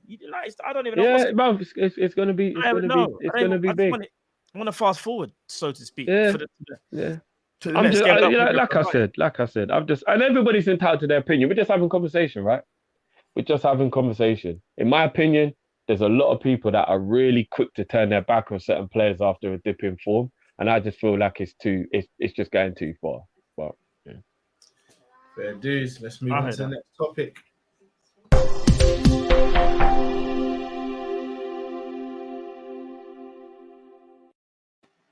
All right, couple of transfer rumors to go through, guys. Obviously, not going to spend long on them. Just want to get your thoughts on them.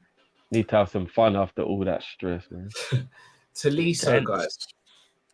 Available on the free at the end of the summer. Would you guys do it? Not he's all right. He's like, do you know what he's like? He's like, for me. if you ordered a meal from, I don't know, why am I going to food? But anyway, say he ordered a burger and fries, and Tolisso was like the ketchup that you're like, oh, there's ketchup in the bag. I didn't even realize. I didn't even ask for it. That's Tolisso for me. Like, it's nothing special. Like, oh shit, man's just the ketchup in the bag, you know. Because I'm gonna be real, there's a reason why he's been linked away from Bayern. He ain't really that guy. I think injuries have done him pretty bad. I can see him going to a place like Newcastle and doing quite well. Yeah, he's not really. He ain't really us. We can do better than Tolisso. We can do better than Tolisso. Yeah. I don't get there. All right, let me ask you a little question. If it was Milner out and Tolisso in, would you take it? Probably, yeah. If that's the option, then yeah. No, or keep Milner and don't buy him, obviously. Oh, then yeah, keep Milner probably. I might just he's definitely not worth buying then. Yeah. I don't think he's that guy, fam. I really don't. Like, he's so like, okay, he does something one week and then you don't hear from him like 20 weeks later when you see like a highlight or something. Bruv, he's not really. I wouldn't take him. Not for me, man. I think you're right, Cal. I think Newcastle or somewhere where he's got to try and maybe rebuild himself. Yeah. Arsenal should get him again. They like learning. Arsenal. He's done his learning, bro. He's coming from. He ain't gonna want to go from Bayern and start learning. Yeah, but he can learn in a new country. That learning is difficult, bro. Tillemans again been linked. Not gonna be signing a new contract. Not for me, you know. Not for me. Oh, you guys are harsh tonight, boy. Simon Cowell's about, yeah. Although I will say this, I don't want to get into it, but I swear you lot were talking about Tielemans the other day. I think it was Friday, and you both were saying like he'd be a good option or something. Like, I can't remember what you both said. I was trying to. I said if you get Tillemans, he'd have to be the most advanced out of the front three. Out of midfield three. I can't remember what you both said, but Not for me, boys. I don't know. I don't even know if it's a Belgian thing. No disrespect, but there's certain players who they look brilliant, but there's still a question mark over them, and you can't figure out what it is. And like, you know, like the Lukaku factor, we're like, but he scores goals. He's got to be a good striker. You're like, but there's something about him. He's not right. I feel like that's like Tillemans. He's like that midfield version of it, of like, I see these techie passes and these bangers from 25 yards, and I'm like, that all looks brilliant, but there's something about you that I don't like. I don't know, man. 20 minutes into the game yesterday, I saw a man with fully puffed red cheeks, like he was exhausted. And I thought, 20 minutes in, brother, you're exhausted after 20 minutes, bro, as a professional. That's him. I've always said his fitness levels are not there. They're not there. Without the ball, he's getting smoked. I think he looks tired. I don't think he actually is. Bro, he's all right. Bro, bro, if you're like this, You're tired, bro. when next the next play? Oh, when Tiedeman's next play, yeah, next play. Sorry. Just try and keep an eye for him after about half an hour, and just watch if he's still got the same movement after 30 minutes. No matter who they're playing, just watch. He gets a second win, Cal. But we all know you can't wait for that second win. It might not come, bro. True. Valentine's Day. I'm telling you, man. Time, fellas. Take time. Work on the breathing. Zaniolo. I was talking about fighting, but man, just dirty man. Zaniolo from Roma is another name that's been linked. Don't know if you guys have seen much. I see a little bit. What name? Sorry, Cal. Zaniolo. I think he predominantly plays on the right, left-footed. Never seen him. Never seen him play. He's all right. He was promising at one point. I remember there was like a big hype about him, but nah, not for me, bro. Not for me. No. Fair enough. Somebody, Caleb, is saying he had 2 ACL injuries in the past. So no. Oh yeah, if that's the case, then no. I've realised that out of all the injuries you can get in football, in terms of will you be able to get back to your best, and ACL is the most scariest out of all of the injuries. Yeah. 2 ACLs, cheapers. João Felix. We won't go for him, but I would take him. Yes, I would take him. Yeah. That will be 100%. When we can have a conversation about me understanding why you might move Firmino on, because he would be the exact version, but younger, of what Firmino was. But then again, João Felix has kind of fallen off a bit recently, and is it maybe because he was hyped, or is it the team he's playing in? Would he come to England and be crap, or would he be able to play well? He got sold a dream. He got sold like Diego probably said like. We're going to play some attacking football. We're going to go back to the olden days when I used to play. We were just ferocious and we're up and down the flanks and it's pure ISO. Bro, I'm telling you from now, what he was told and to what he's seeing is a completely different story. But Atletico have been so... But they're playing guys out of position all the time. They're playing like Marcos Llorente, like right wing back. They're playing Yannick Carrasco, left wing back, all to suit his formation because he don't even know what he wants to do anymore.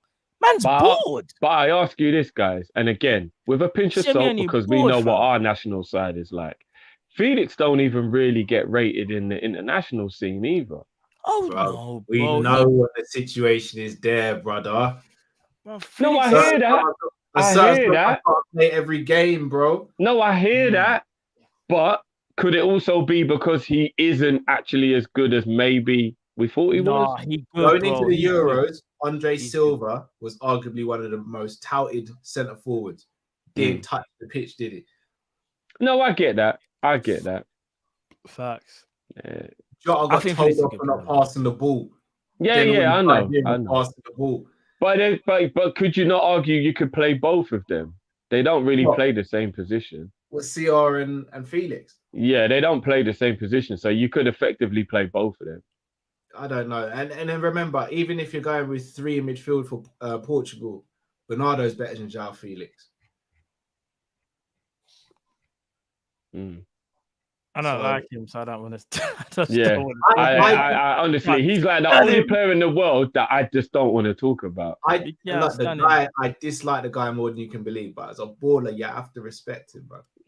I don't respect that guy. I don't honestly. You have to respect his ability. No, because bro, what he did wasn't even just real life situations. That whole disgusting behavior where he wouldn't do the guard of honor and showing us disrespect. That's football related disrespect. So it's not even just a dickhead shit he does off the field. I can't stand the guy. I'm not giving him any ratings. I don't like him.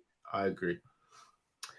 Right, those are all the transfer rumors. Let's go through these super chats before we look at the FPL league standing. Tahir says Milner played a lot because he's been covering positions due to a lack of funds and players. Milner's old school and the most experienced player and the leader. I agree with that. It's criminal when you look that he had to play a whole season at left back and all that. Like the left back season, as much as he'll always be remembered for that, it's criminal that he had to do that. 16, 17. Man was asked to do something that he shouldn't be doing, fam. Yeah, it was criminal. It was actually criminal that he was asked to do that, in my opinion. LFC Aaron says, remember Cara versus Arbeloa? Yep, that was why Arbeloa. Yeah. Is that why he left? Yeah. I didn't know that's why he left. I just thought they had a mix That's up. why he left pretty much. Obviously, Real Madrid came in, which made it a bit easier, but that is the main reason he left.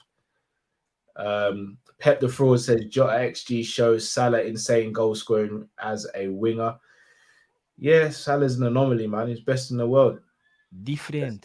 Quite a lot of Jota's goals come from playing out wide as well. So he is kind of showing that he's a bit of a hybrid himself. Yeah, very true. Kat Sunday says, Drifty, would you let Origi slap you? If it was after he scored a winner in the Champions League final, yeah. Do you know what? Liar, bro. Just lying. Just lying. I don't care if Origi scores a bicycle kick and Liverpool win the Champions League, then he scores a volley in the final and win the Premier League, and then Belgium win the World Cup. That has nothing to do with Drift. He ain't letting him slap, man. He's not. Don't let him fool you. I'll drown my pain in celebration, boys. He's such a liar tonight, bro. I don't lying, fam, about letting Origi. You not always make this joke about I'd rush a man and then carry him to his car. You let someone do something to Drift, and you will see what happens next, innit?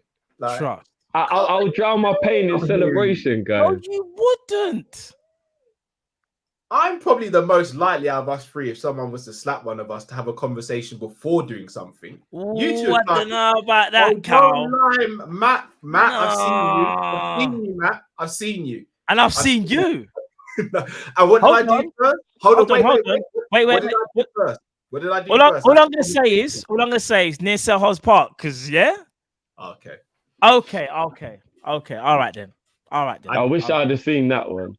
Bro, I won't even go into it. I think that's a slightly different one, though. Selhurst Park. Think about it. I know, man. I know. Listen, it didn't even take a lot. Wait, no, in fact, it was. But all I'm gonna say is this, though. Before I even had a chance, my man just said, "Oh, Matt, can you hold this?" I was like, "What? Why give it?"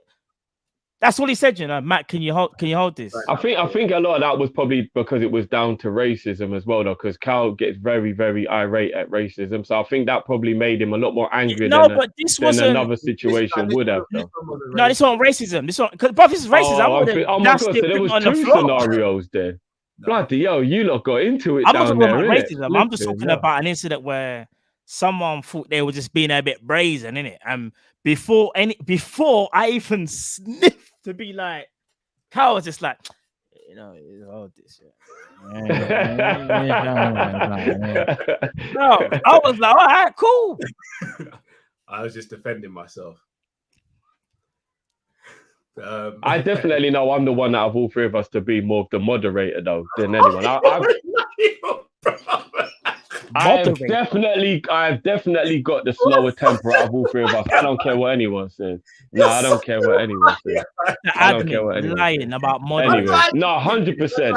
Overwriting every rule. 100%. Anyway, let's move on. 100%. I had to tell Matt to allow someone who apologized. I've definitely got the slower temper. We have to do the same thing. What are you talking about? And, all right, let's move on, man. Let's move on. Jeff, don't let me bring out the archives from way back in the day, Listen, remember, we got the stories. Me and you got we got super chats to get through, bro. We got super chats to get through. Samax Legend says, when me and my brothers were young and naughty, our dad would slap us so hard when we came round, our clothes had gone out of style.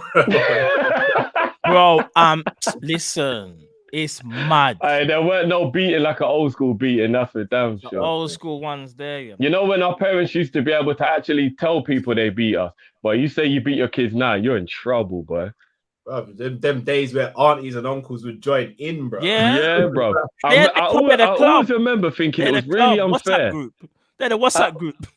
I always remember thinking it was really unfair that my mum used to let my granddad discipline me. But now I'm older, I realise that of course granddad can discipline you. But when I was little, I really used to think it was bad, man. My granddad was allowed to beat me. Like, yeah. Edward says we've moved on from defensive type of midfielder that had Genie evolve into a possession-based type of midfielder with Thiago. Thus, Hendo's role excelling in defensive type is average in the possession.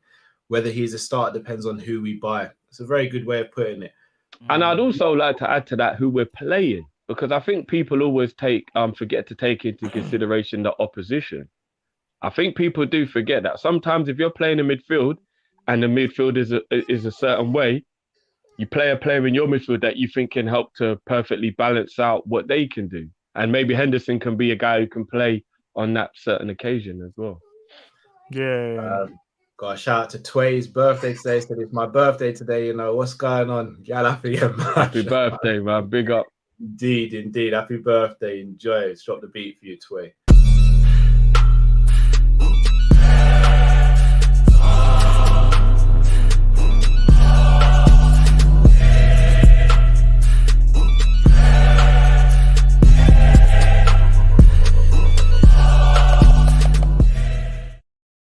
I'm not going to lie, that is a great day to be born on, because no matter how much your missus tries to make it about her, it's about you.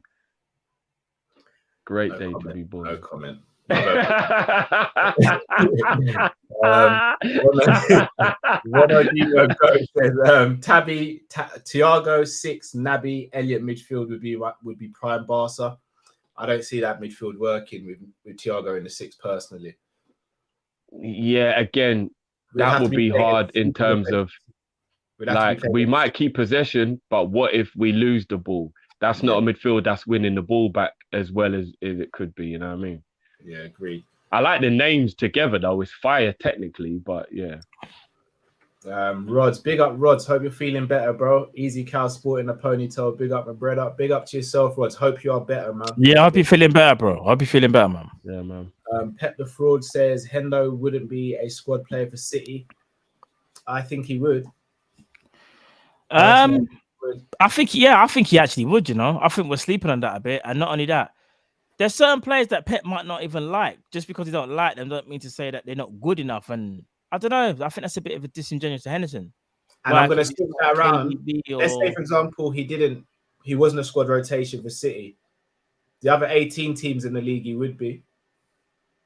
That's what I was gonna say. I was gonna say Man City are the one exception, if there is, to a rule where there's no other team in the league that wouldn't want Henderson in their squad or starting lineup. So there isn't. There isn't.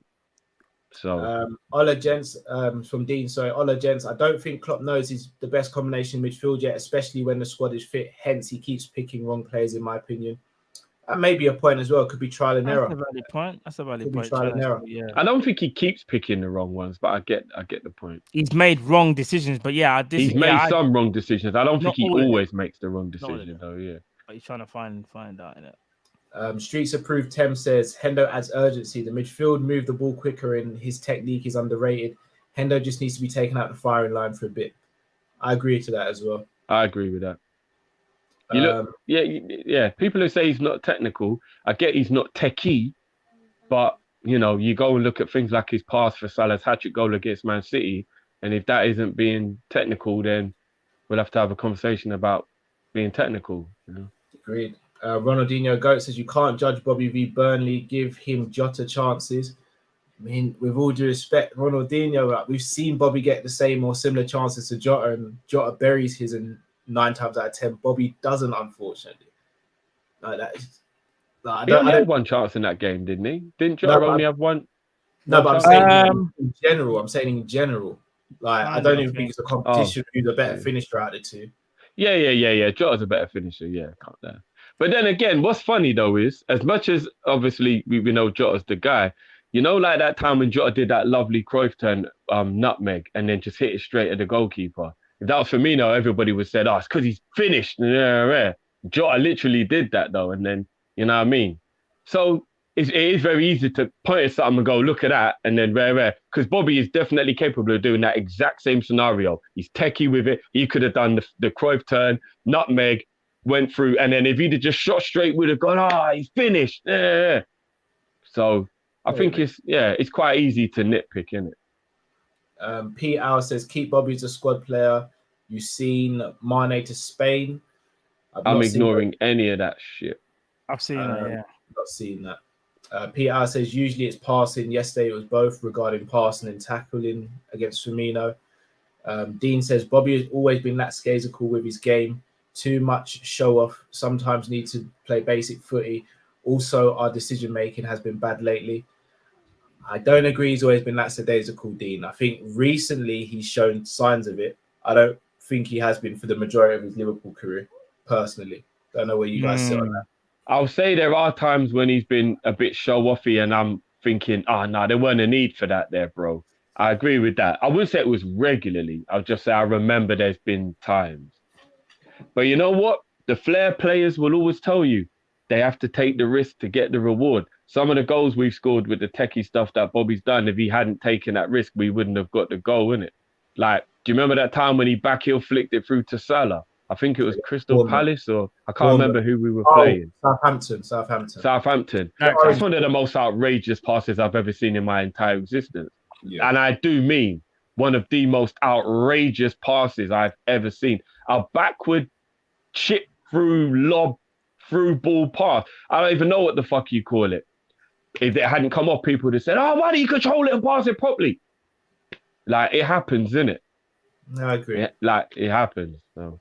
Easy A says free Gomez. Gomez is fine. Gomez don't need to go. He's all right, man. He's all right. Yeah, the Newcastle one as well. That was a sensational assist as well. Risk, you know what I mean? Got the reward. So yeah. Maven, Drifty, I agree to an extent, but even Aguero called it quits at City for the betterment of their club. Bobby ain't the second coming of the Messiah. Aguero's a lot older though, to be fair. And I feel like Aguero actually realised his body was done as well. I don't think Bobby's anywhere near that level yet. Like Aguero's body had given up on him. I mean, it's really, really horrible that he even then went on to have the heart condition, which obviously we wish. Yeah, sad fam. Sad that yeah, he really finish sad, off man. His playing career like that. Yeah, 100%. But I think Aguero knew that he didn't have the legs for the Premier League anymore. Yeah. He knew he didn't have the legs left for the Premier League. I don't think Bobby's quite there yet. Yeah. Aspect Limited says we shouldn't be afraid to lose one or two players in their peak. Fergie was a master at it. Beckham, Van Nistelrooy, Keane, etc. It's how teams evolve. However, some of our fans go too far. There's a middle ground. Agreed, Aspect. There's a middle ground. You definitely need to get a middle ground. Yeah. Although I think Keane was at the end of his time when he left Man U, but Beckham and Van Nistelrooy weren't, definitely. Yeah, definitely. Ronaldinho Goat says Lewandowski to score 1 penalty in 2 tap-ins via RB, get Ballon d'Or shouts. Ronaldinho Goat, let's not do this. I can't believe he still wants that smoke. People were vexed with him after that episode, but let's not do this. Lewandowski. There ain't many in the history of the game as certified as Lewandowski. That's true. No, that's true. No, he's certified. He's certified. I just think some people look at him and think, Bundesliga, all right then. But can you do it elsewhere? And that's the thing with Bundesliga, isn't it? He would do it in the. I don't want to find out if you can do it in England because we ain't getting. If you went City, imagine if you went City, even today. No, but do you guys not think that sometimes the Klopp pool?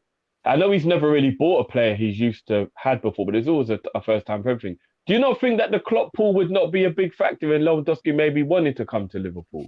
Wages. I reckon 250 grand a week you could get Lewandowski. You're crazy.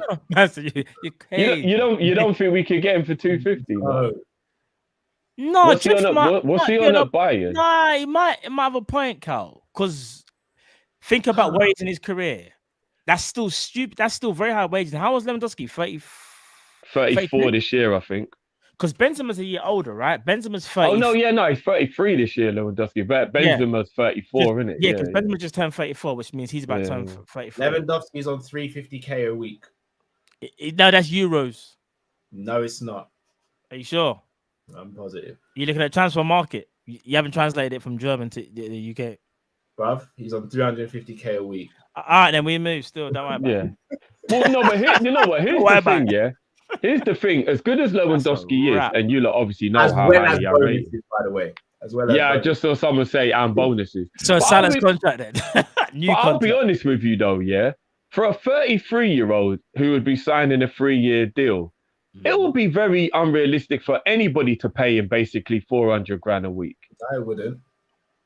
No, bro. I think when you get to that age, you gotta think if that is a good business investment to have a 36-year-old on 400 grand a week. Let me ask you a question. Mbappé leaves PSG. Neymar moves to the left-hand side of midfield. Messi stays on the right. You don't think they'll put Lewandowski on that money? No, but you're thinking about how well he'll play for the team, and That's I believe he'll play well for the team. Cheating. That's one team. Not many teams. I think not many teams can. You don't think City would do it? No, I'm not saying they wouldn't do it. I'm saying from a business point of view, it isn't the best decision to have a contract that means somebody's going to be 30 and getting paid 400 grand a week. Yeah, that's all I'm saying. Like, there's very few teams. Very few teams that do it. Very few teams. If the world found out Lewandowski wanted to leave Bayern Munich right now, which is every year, by the way, because he actually wants to go. Like literally, Chelsea pay that money, and Lukaku becomes backup. PSG pay that money. Real Madrid, if they don't get Haaland, pay that money. Yeah, but you're just naming all the sugar teams. No, but this is my point, Drift. Where else is he going to go? He ain't going to go to an average team, bro. No, because my point wasn't that no one won't do it. I'm saying, is it a smart decision? Yeah. Because Ronaldo isn't a smart decision. And people thought it was, but it isn't, is it? Ronaldo showed signs of decline. Lewandowski hasn't. No, what I'm saying is, you know, like the Willian deal to Arsenal, where right now it could have been okay, but you're like, no, but how long has he signed for? So he's going to be on this much money when he's this age. I'm saying right now, 350 for Lewandowski is not a problem. But when he's 36, he'll still be on that money. I'm saying, is that a wise decision? That's what I'm saying. Do you know what I mean? For the first 2 years minimum, Lewandowski is bagging out for you. Well, yeah, you've made it obvious we can't get him now. We're not paying 350, so let's move on. I never thought we'd get him anyway, but I think the Klopp factor would have played a part in terms of attracting him to the club. Oh, if we could afford his salary, we'd probably be favourites to get him. Thiago's here. Coutinho would probably put in a good word. I think Klopp he only leaves Bayern Munich for Real Madrid, though, personally. I think it's just a Real Madrid dream. I think if he doesn't go Real Madrid, he would rather stay at Bayern. Don't be surprised to see him rock up at St. James's Park either, bro. That's quite a big project at his age. I can't even lie. Yeah. Money talks, unless they're offering some, like, you know, like you just hear breaking news. Newcastle have offered, I don't know, 75 mil for the fee. So already Bayern Munich like 75 mil. Okay, he's 33, 34. Then there's like, yeah, and reported 500,000 a week. Yeah, I'm not gonna lie, we might just see Lewandowski go prep, but it has to be something astronomical. From Newcastle's point of view, with FFP, that would be a silly decision. I don't think they need them. They don't need Lewandowski. Yeah. That's like £100 million out of the money that you're spending to buy a player that effectively you could get someone who could do the job. I put a lot of faith into FFP, Drift. I rate it. No, I do believe FFP will come down hard on Newcastle because they'll want to make an example of them. Well, like they did with City, yeah?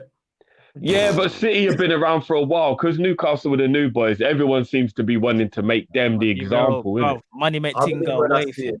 Money makes things go away from what I can see. Look, we're talking about the team that everyone went behind their back and had a meeting. I think everyone is out for Newcastle. They might be out for them, but Newcastle. Let me just do that sponsorship thing now, though. Remember originally they were like, "Oh, you can't do this sponsorship thing." They can do it now. That got approved, bro. Did it? Yes. Oh, okay. I didn't know that thing got approved. So okay, so now FFP people nice. Bravado, man. Money don't get me. We are money. Okay. No. That's fine. So basically, this is going to be a Real Madrid getting £3 billion to just host concerts. Yeah. Bro. Listen. Yeah. No one don't. It's so magic. I know. Obviously, you're able to spend a certain amount of what you make here. I'm gonna be real. I obviously don't deep dive into City's records, but I'm pretty sure their Puma sponsorships and their endorsements outside of football aren't bigger than ours. But do you want to know something? Every year, their man can just drop 50 on the right back, drop 50 on the left back. drop 100 on Kane and be like, actually, no, do you know, if they don't want it, all right, Tuesday next year, we'll just go Haaland then. We'll get 75, pay the agent 50. But they just do whatever Do you they know what, like. bro? You just reminded me of what I wanted to talk to you about today. Thank you. I know obviously we're quite deep in, but let's just run over it quickly before we forget. The Nike deal, guys. We need to talk about the Nike deal. Oh, Let me get through the super chats first. Yeah. Okay. Go to. Nice. He says Klopp has a tendency to bring players in back straight into the team. Simicast, Diaz, Jota, Elliott, and Thiago. If they start, it's a definite win. Yeah, I mean Robbo has been very good recently as well, though. Robbo's been Simicast was treated wrong in my opinion. Matt, do me a favor, sorry, bro. Sorry to cut you, Cal. Can you go and get the graphic I sent in the group about the Nike deal, the shirt sales? Do you remember the graphic I sent in the group? Yeah. Sorry, Cal. Go. Very cool. Jamrock says we all have eyes as spectators when we see due to age and mileage that a player reaction time to close down in tight spaces has declined. Just life. Agreed. Yeah. I do agree with Bobby's legs not being what they used to be. Crypto Nation says for the people that wanted Mane to leave, Diaz came in. His first game nearly got injured. Imagine if he did get injured and LFC wanted fans wanted Mane out. Shake my head. Agreed. Exactly. PR said never disagreed more for Mbappé for Mane. Is good keeping Mane. Sorry. Never disagreed more. Mbappé for Mane is good. Keeping Mane is a bigger risk than buying Mbappé. And since we are sold to buy, we could sell him in 6 years. We couldn't. He wouldn't be here for 6 years. I don't think that's a long time. But he's on 800 grand a week at Real Madrid. I'd just like to point out. So I don't know how he is a lower risk than keeping Mane on 180 or whatever it is. Mbappé would cripple the club. We're talking about the player, though. We're not going to get into the finances. It comes with it, though. If we want to talk about risk, we have to talk, because he mentioned being able to sell Mbappé, so he brought money into it as well. Mbappé would cripple the club. 800 grand a week would cripple Liverpool. Yeah. Is that what he wants? You mean? That's what Real Madrid are giving him because he's a free agent. Yeah. Oh yeah. I get it. Yeah. El Lad says Jacob Ramsey is the one. Ramsey's look very, very good. Very good. Aye. He's got to play a lot longer before we know if he's the truth or not. Talking about Jacob Ramsey, quick question. My brother just literally messaged me now. Was like, Matt, you got artists. All right, cool. He's like, if you had 100 million budget, 100 million or 120 million budget, would you spend 50 million on Jacob Ramsey and the rest other players, or would you spend the majority, 90, on Jude Bellingham? I think Bellingham's proved himself at this stage more. This is Ramsey's breakthrough season. I hear you. We can't get too carried away and think. I hear you.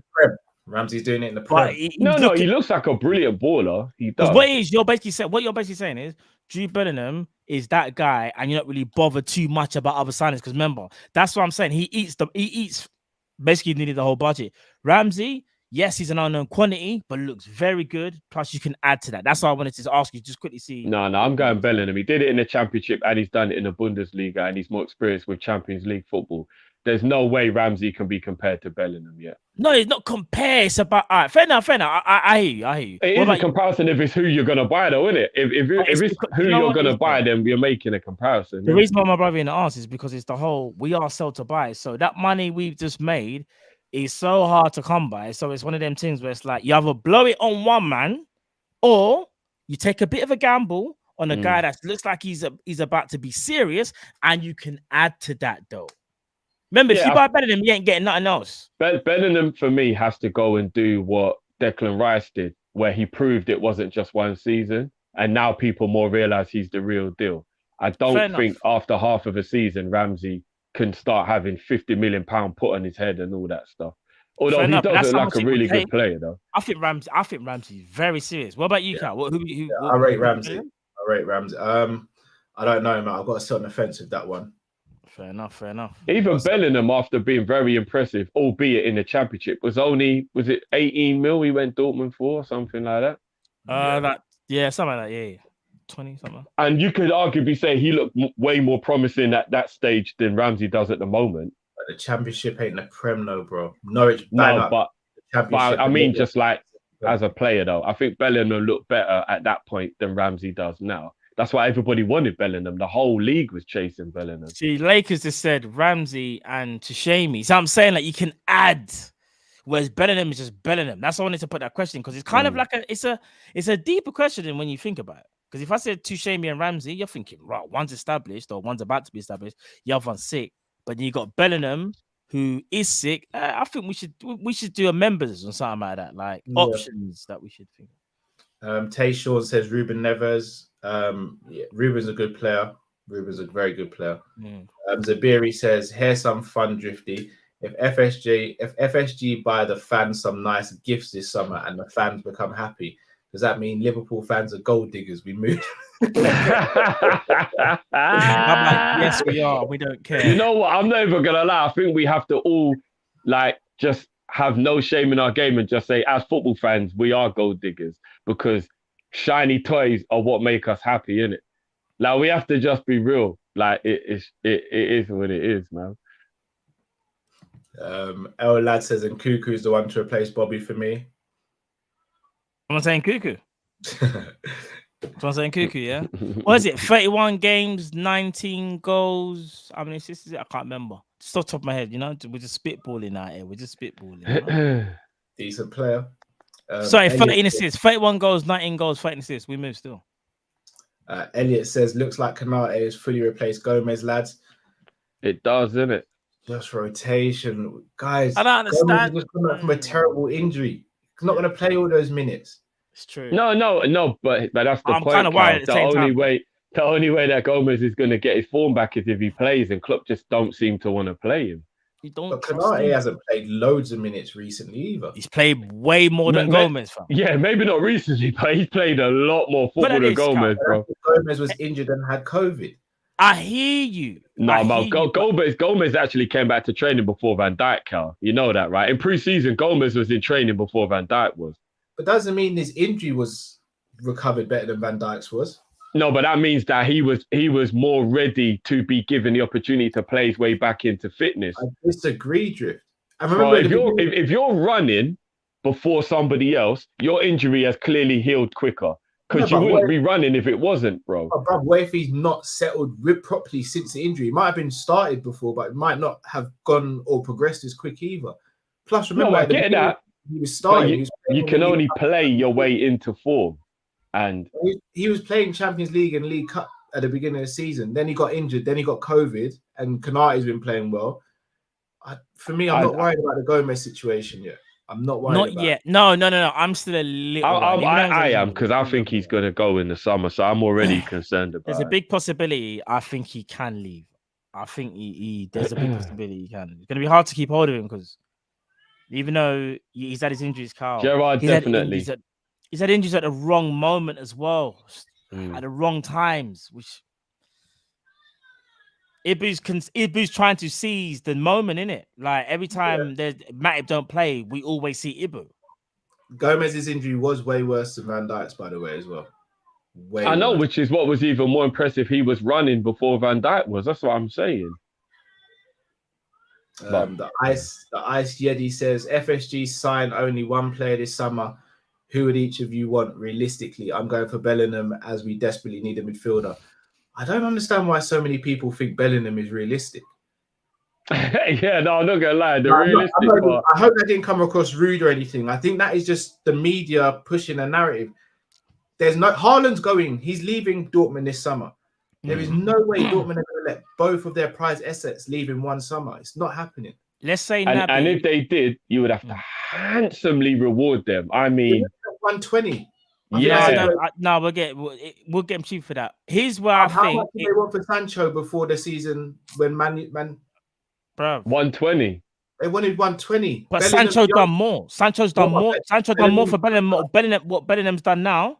No, but I think Bellingham is looked at as having a higher ceiling than Sancho. No, bro, they see I'm telling you, Kyle, we both know this. When he was at Dortmund, they saw man as the everything, and they were like, I agree, but they see that with Bellingham now as well, man. And he's got longer left on his contract, and he's younger. However, this is where I feel like the clubs can kind of go. We know you rate him.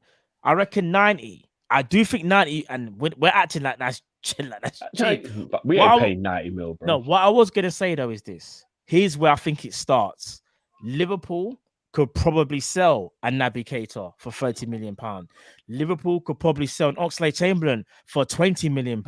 Liverpool could probably sell a Nico Williams for £10 million, and so on and so on. Now, I'm not trying to say we just sell everybody and buy Bellingham.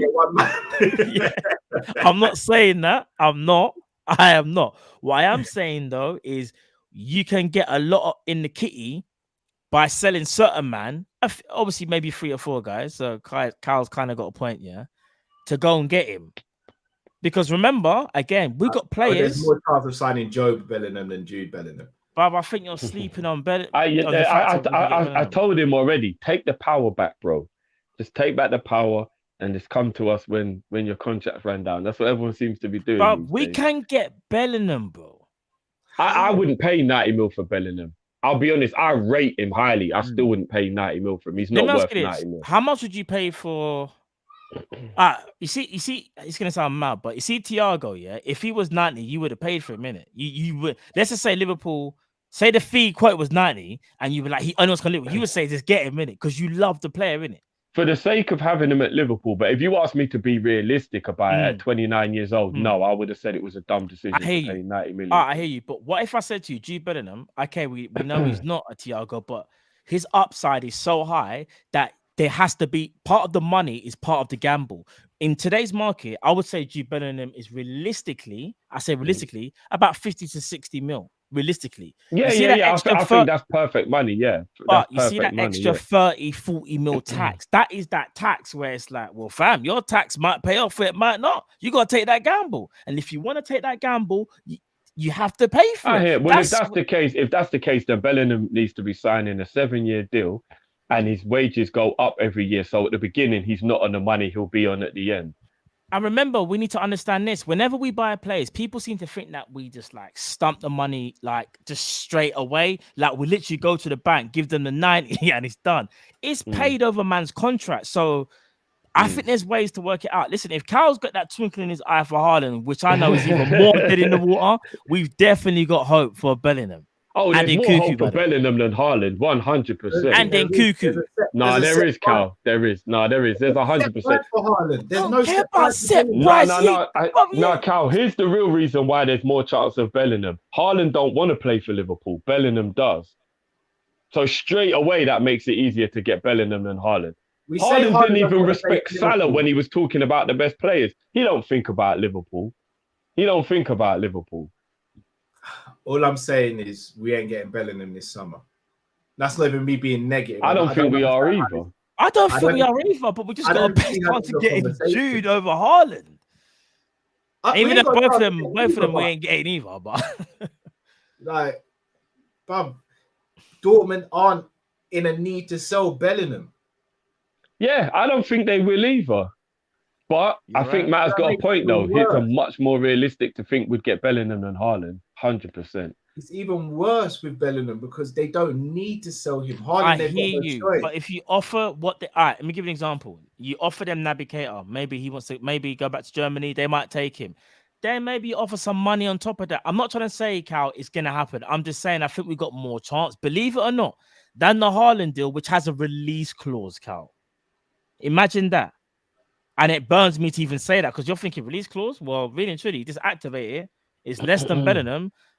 You know what I mean? It makes sense. But a very, very realistic scenario is Bellingham signs a 6-year deal with Liverpool for 80 million, paying off across the 80 million. And then a week later or a couple of days later, we find out Naby Keita is going to Borussia Dortmund for 29 million plus 4 million in add-ons or something like that. And then you're like, okay, so we basically just did we'll give you a player plus money for your... struggling to accept this one. Look at There's a much, much higher chance of that than we just go, here's 65 million for Haaland plus however much bloody wages the kid wants or whatever. Cal went for... Just right there, Cal's my brother, but you know he just did that. He went for comfort. Man was all stroking the goatee. He's looking for comfort because he knows it's not gonna happen, and it burns, but it hurts. But it's the truth. We ain't getting Bellingham, man. I'd love him at the club. I'd love Haaland at the club. It ain't happening. A realistic summer signing for me, personally. Yeah, we know it's not realistic, but One kind of player. realistic. You go. You're gonna probably think I'm kind of Crazy? Huh? Go on. No, go on. Who's the player? Rafinha. Oh yeah. Well, we know this. I don't think Rafinha is realistic, but he's the player I would pick. No, Bellingham's more realistic than Haaland. Oh, I don't think Bellingham is realistic, but he's more realistic than Haaland. Rafinha is more realistic right now than he's more realistic than Bellingham. No, he's not. I'll tell you why. 100%. No. I'll tell you why. Bruv, whatever you're about to say. I'll tell you why. I really deeped it, yeah? Yeah, go on. Rafinha is not going to go to any team where he won't play week in, week out guaranteed. Okay. And there isn't a player on the planet who's dumb enough to believe they're going to lodge Mo Salah out of the Liverpool team. I'm glad you said that. So what happens when Salah don't sign a new deal? No, but that's the reason why I believe that the right-sided player we buy can't be of the level of Rafinha, because I know that they're not going to come to be backup. But what is more realistic as things stand right now? Salah leaving or Salah staying? Right now, I think it's Salah leaving. If he leaves... Oh, I don't want that conversation. No, Jesus, today's been emotional as it is, bro. Being realistic, if Salah leaves, I reckon Liverpool go straight to Rafinha. No, but that's totally different, because then they've got to please the fans immediately, bro. That's a totally different scenario, bro. That's why I feel like that's even still more realistic. If we're just talking about... Oh, shit. You think Mo leaving is more realistic than getting Bellingham? But I'm gonna be honest with you. Fucking hell, we might be in a mud cow here, you know. This is getting a bit. I know this is being really negative, but we're in February, guys, and I'm not trying to say things can't happen. I'm not trying to say Salah we can't wake up tomorrow and it sounds new deal. We are in February. Before you know it, we're gonna get to May. Before you know it, we're gonna get to June, and then we're gonna go. My days, he's got a year left, bruv. It's very. I'm gonna say this. I'm gonna be honest. It's highly unlikely. When you get to the summer, the player turns around and goes, yeah, I'll accept what you was giving me. Bruv, they are gone. Every single time it normally happens, most of the time, bro. Last year, if you don't sign that deal before the last year, bro, it's very rarely that the player turns around and goes, yeah, do you know what? Yeah, you man were telling the truth, you know, I'll accept your terms. It's not going to happen. If Salah does not sign before the summer, I am definitely worried. 100% worried, because I can't see a turnaround. This isn't Valentine's Day. This is Debbie Down on Monday. Fuck you, no, man. Yeah, I ain't done spreadsheets and all that for no reason. Salah better stay, bro. But you, man, we're in February. All right, let me ask you one more Debbie Downer question before we talk about these shirts. Yes or no? Let's not debate it. Just yes or no. Would you take a brilliant summer window and Mo goes, or we don't actually do anything except give contracts to everyone who's currently here, including Mo, and Mo stays? I've got to take the contracts. Imagine we'll be strung into contracts, yeah? Contracts or the shiny toys, Matt? Which one? Salah, because Salah's part of the contract renewal. Okay, cool. Yeah, I agree. I'll do the same. I'll do the same. Yeah, I just thought I'd ask. Yeah. Dinesh just looked at Liverpool's fixture until the City game. Norwich at home, Leeds at home, Arsenal postponed, West Ham at home, Brighton away, United at home, Watford at home. We should pick up 18 points. Should I don't be in the operative word.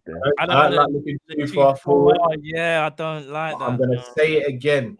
This title race ain't over. Oh, of course it's not. We know this. Not over. Ain't done. Plus, you got to remember, there's going to be some Champions League games thrown in there. Yeah. There's the Carling Cup final. There's some FA Cup games. It's going to be techie, boys. It ain't just them league games. We're not Arsenal playing one game a week. No, agreed. But we've got Luis Diaz. City has the largest commercial revenues in the Premier League. We know why. I believe the books. Yeah. Anybody with half a brain will look at that and go, well, that don't make sense. Yeah, we know why. They've got the least fans in the whole league, but they've got the highest commercial revenue. Their commercial must be. Who are the people advertising to? I have no idea. that would be like us getting the same type of adverts you get in the Super Bowl at half time. It'll be like, but why would they want to advertise on Kopish?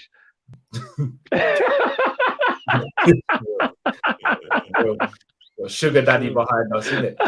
Oh man. Lads, even with the ball at his feet, you really think Firmino is that guy? I don't like how he doesn't get angry when he misses a shot or flops the attack. Everyone deals with things different, but he's not the same player. Naby, when he plays for Liverpool, says we'll get a Coke and chips for Naby. No, we can get 30 mil for Naby. We can get 30 mil for Naby. Troy M says to Tishimeni above all this summer, we would walk into next season picking out trophies like kids in the cereal aisle of the grocery store. Tishimeni is a quality player. He is good. He's very, very good. Highly touted though by a lot of clubs. Froggy, Newcastle owners make 98 mil each day in interest. Wow. I'm in the wrong job, boys. I'm in the wrong job. Ronaldinho Goat says February 14th, no Salah contract yet. Tick tock. Hey, big up Mark A. This is the way you say pronounce it. It's sure many. Big up. Is that how you say it? Sure many. Big up. Thank you, bro. Thank you, bro. Apologies, I said to shame me or something. Yeah.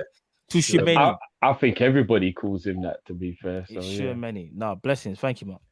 I got then, Drift. You wanna speak? I didn't have the Drift. I couldn't get the thing on the laptop. Man. You know, it's not allowing me to go back.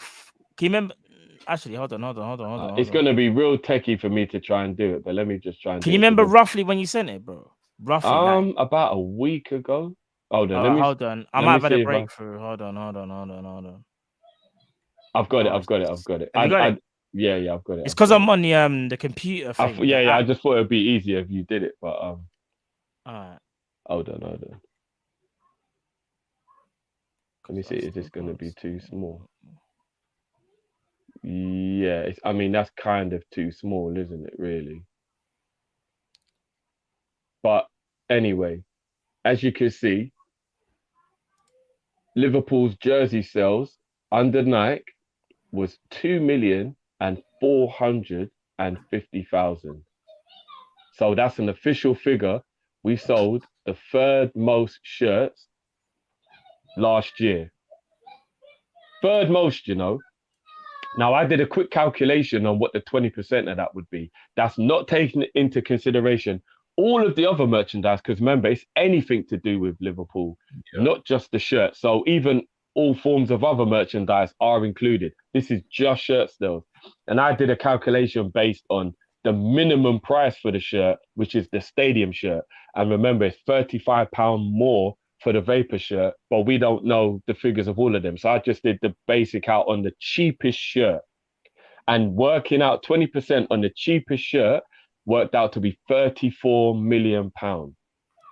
So Nike owe Liverpool minimum £34 million for our first year in the partnership we have with them. And y'all got Diaz with that money. What you want? I'm under the belief that it would probably be closer to 50 or maybe more, because I reckon a lot of people did buy the Vapors, and plus all the mugs and the towels, all the other stuff that Nike have been doing, the training kits and all the other stuff they've been doing. That's just shirt sales. That ain't even socks. You know, all the people who buy the full kit for their kids and all that. That's none of that. That is just shirt sales, right? I'm under the belief at 34 million that money there probably paid for Diaz. And I wanted to talk to you lot and see how you lot feel. Generally speaking, I believe right there that money can be considered, let's go and get a done now, innit? You lot can go and get a done with that. If that is the case, are you lot fully happy with every year that money is used to just buy one player the way Diaz was? So we don't go crazy. We're not always buying 3 or 4 players that we really need, but that money is put towards a Diaz-type signing. So at least one of the signings every year will be of that caliber. Would you guys be all right with that? LeBron, how that Rihanna song go? Oh, all I see is signs. All I see is dollar signs. Yeah, why you laughing now, huh? Yeah, y'all said, oh, is a night deal enough now? Look, you got Diaz, and I didn't have to sell nobody. You don't need no other body. Only Diaz to have your body. We rich now. What you want? Who you want next year? Huh? We might do 50 next year. Who you want? Right, bro. Self-sustainable, baby. What? But would you lot go along with the every year night deal? You get a Diaz. But can you still buy other? Like, are you just talking about every year? Night plow a certain amount. Christmas and Easter at the same time. Go on, man. I'm talking about the fact that did we have to wait 2 years before we did the move because they knew they were going to use the night money? And can you lot realistically, do we have to accept that might actually be the only way we buy a Diaz type player? Because we're not really getting much money from player sales. Have you seen a Klopp interview where he speaks about this? I think no, I haven't. No, I think I don't want to share on here because we don't know what YouTube will break through your door if you play 3 seconds of a song. So I don't want to chance it. Yeah, but basically, Klopp was saying,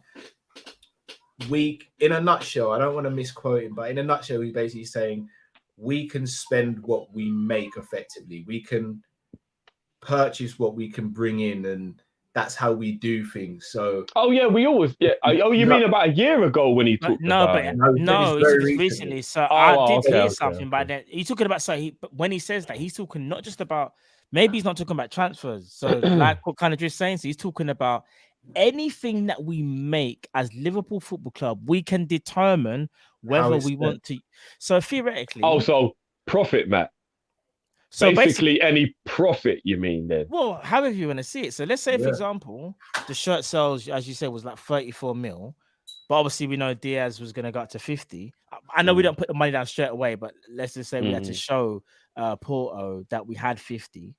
Some of that would have been maybe from, I don't know, a signing that we not missed out on, but a signing that we didn't use the money from like a year or so ago, just to bump it up a bit, which again, anything that we make as a club, it didn't have to be from the transfer division, so to speak. Yeah, I'm all right with, as long as it means that we can keep buying players. Because if I'm being genuinely honest, I don't care where the money comes from. In a sense of like whether it comes from, like merchandise or whatever. If we can plow it back in. Oh no, sir, you might not have understood what I mean. I mean, based on the fact that we're no longer going to keep letting people go, and the only way we will fund a new player will be we use this night deal to keep bringing in a similar type of revenue, and therefore the player that we buy will be of a similar amount. Because if you look at the last 3 years, we let Genie go for free, and we haven't sold anybody. We've had no real recruitment for money other than like Wilson and a few other players that weren't even part of the team. Brewster. Yeah, but he wasn't part of the team, Cal. Shaq. Now we haven't got rid of anybody who's an actual team member other than Genie, and Genie left for free. Do you get what I mean? So what I mean is, do you think the model now isn't buy to sell? The model is now you keep the asset you have and only use profit from the night deal to bring in a player. Do you think that could possibly be the way forward now? Only summer's going to tell us, bro. Yeah. And would you be happy with it if that is the way we are going to move now, where we don't keep getting rid of people, but we have a very strict limit of around 40 million, which is the amount we can go and use to buy whoever the player is that we go and buy? But it depends if 40 million is going to be enough to deal with the squad. To get that play. Put it like this, Drift. As long as Klopp has some type of flexibility from the money we make, and in terms of like whether that's from shirt sales and the money that we was to get from player sales, as long as he's got room to maneuver, I think we'll be okay. Because the DS thing was like, we will definitely know this summer, but I think it might be masked this summer because there was a lot of talk. Liverpool brought forward their plans early, which I do believe. I reckon that money was waiting there for the summer, but we had to use it now. Yeah, it was. But we won't see the true effects of that because we've got so many contract situations in the summer. We're going to see so much in and out, so we won't be able to really tell until it's all said and done whether that was the case or whether we still had a bit more left over. Because we might even have a bit left over now. We're just not too sure. Okay, so the real reason I'm asking you this, because I know some people, and obviously I know we make more than that. That was just me giving you base figures. So the real reason I'm asking you this is because there's a real division amongst fans at the moment with clubs that aren't doing well. Don't do this, don't do that, don't help, rare. Even Terry can't even take his kid to Old Trafford at the moment because he doesn't want to put any money in the Glazers' pocket. So The reason I'm talking about the shirt sales is because I want to say to you boys, if a Luis Diaz is the outcome from shirt sales, are we wrong when we were like, let's push back? And should it be a case of, no, actually, guys, there is actually a real reason now to invest in Liverpool merch because the club are directly making sure that that goes to improving the squad.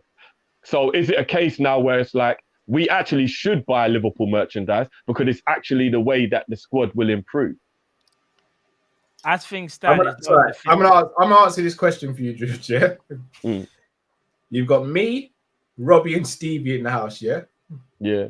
I'm gonna buy 3 kits for myself next season. If I'm gonna buy 3 kits for Robbie and Stevie next season, full kit as well, full kit, fam. Yeah. I'm looking at 300 for myself, 135 each for the kids. Hold on. You want to buy all of them? No. Let's be realistic and say one. Nobody buys all 3 apart from people who really love to collect. No, but you're saying this. All right. Even if it's 1 then, and I buy the boys 2 each. Yeah.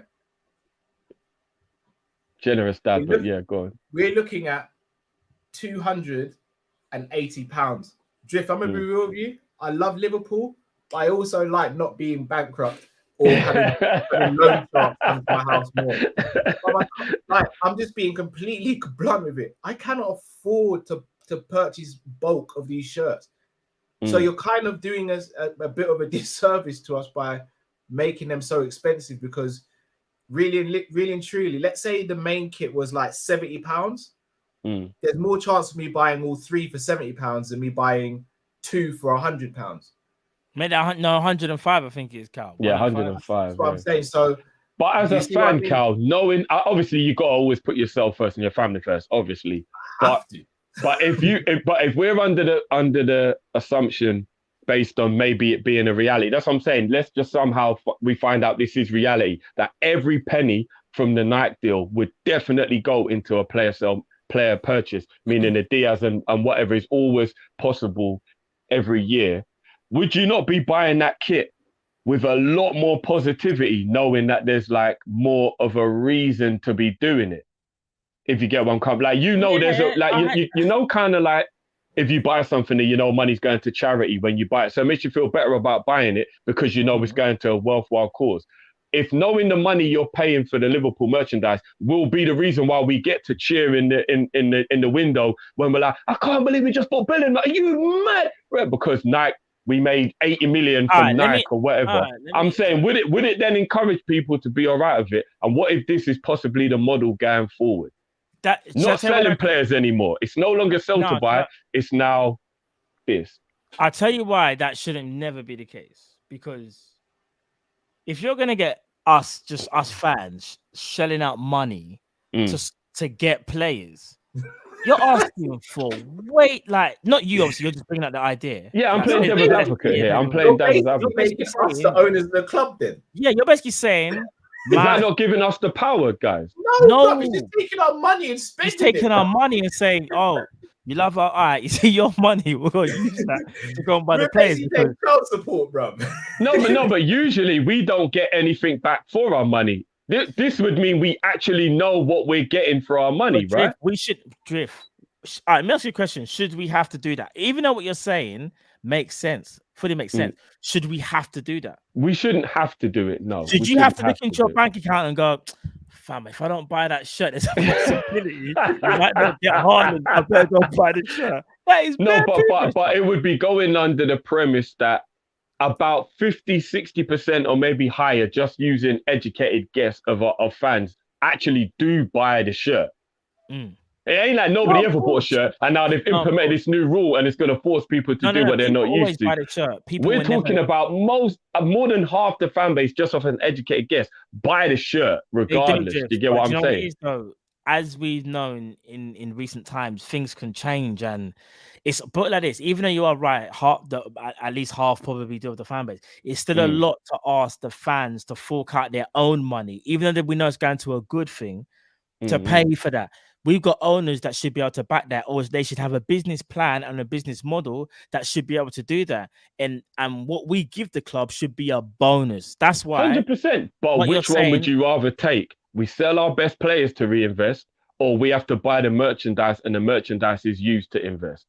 That's the question I'm asking. Would you prefer that model than we've got to get 100 mil for Mo because that's the only way we can go and buy anybody?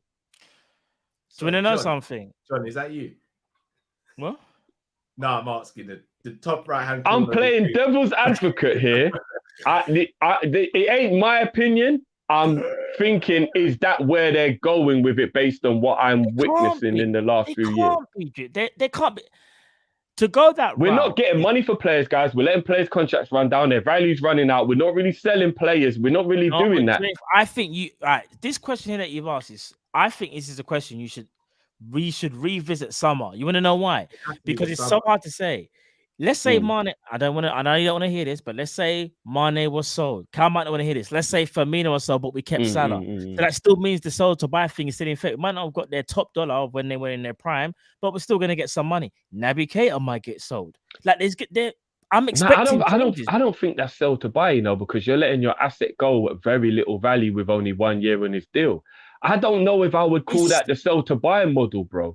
The sell to buy model is sell the player at his highest value and reinvest the money back into the squad. We have kind of gone away from that in the last 2 or 3 years. You, but not always can you always sell your asset at the highest value, because you also want to use the best of your asset, but not to the point where it's fully diminished. You want to use it to the point where there's still something left. That's still sell to buy, bro. Remember, if you get a new car, you can't just sell your new car right away because you want to get told. You're going to use your car. No, I get that. I get that. You might go, I'm going to sell it and then put it towards something else. That's what we're doing. But I still feel like all these contracts running down isn't the model we thought we had of just letting the asset become less and less valuable.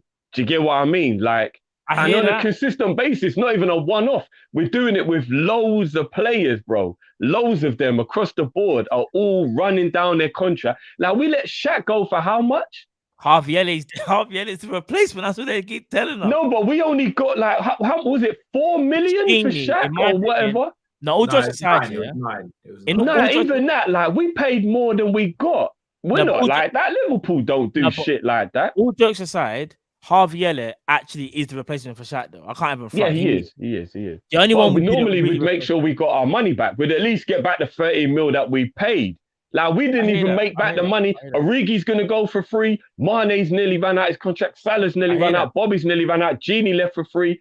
Naby's nearly run out. Ox is nearly run out. Are we really sold to buy anymore? We're not buying anyone, but we're also not selling anyone. Michael Edwards is leaving, fam. I think he may got to a point where he's like, I don't care anymore. He's like, you keep wanting me to sell to buy. I'm done with this. I'm just thinking there's a slight possibility, playing the devil's advocate, that this Nike deal and other little commercial revenue may now be the way we make the money to buy players we buy.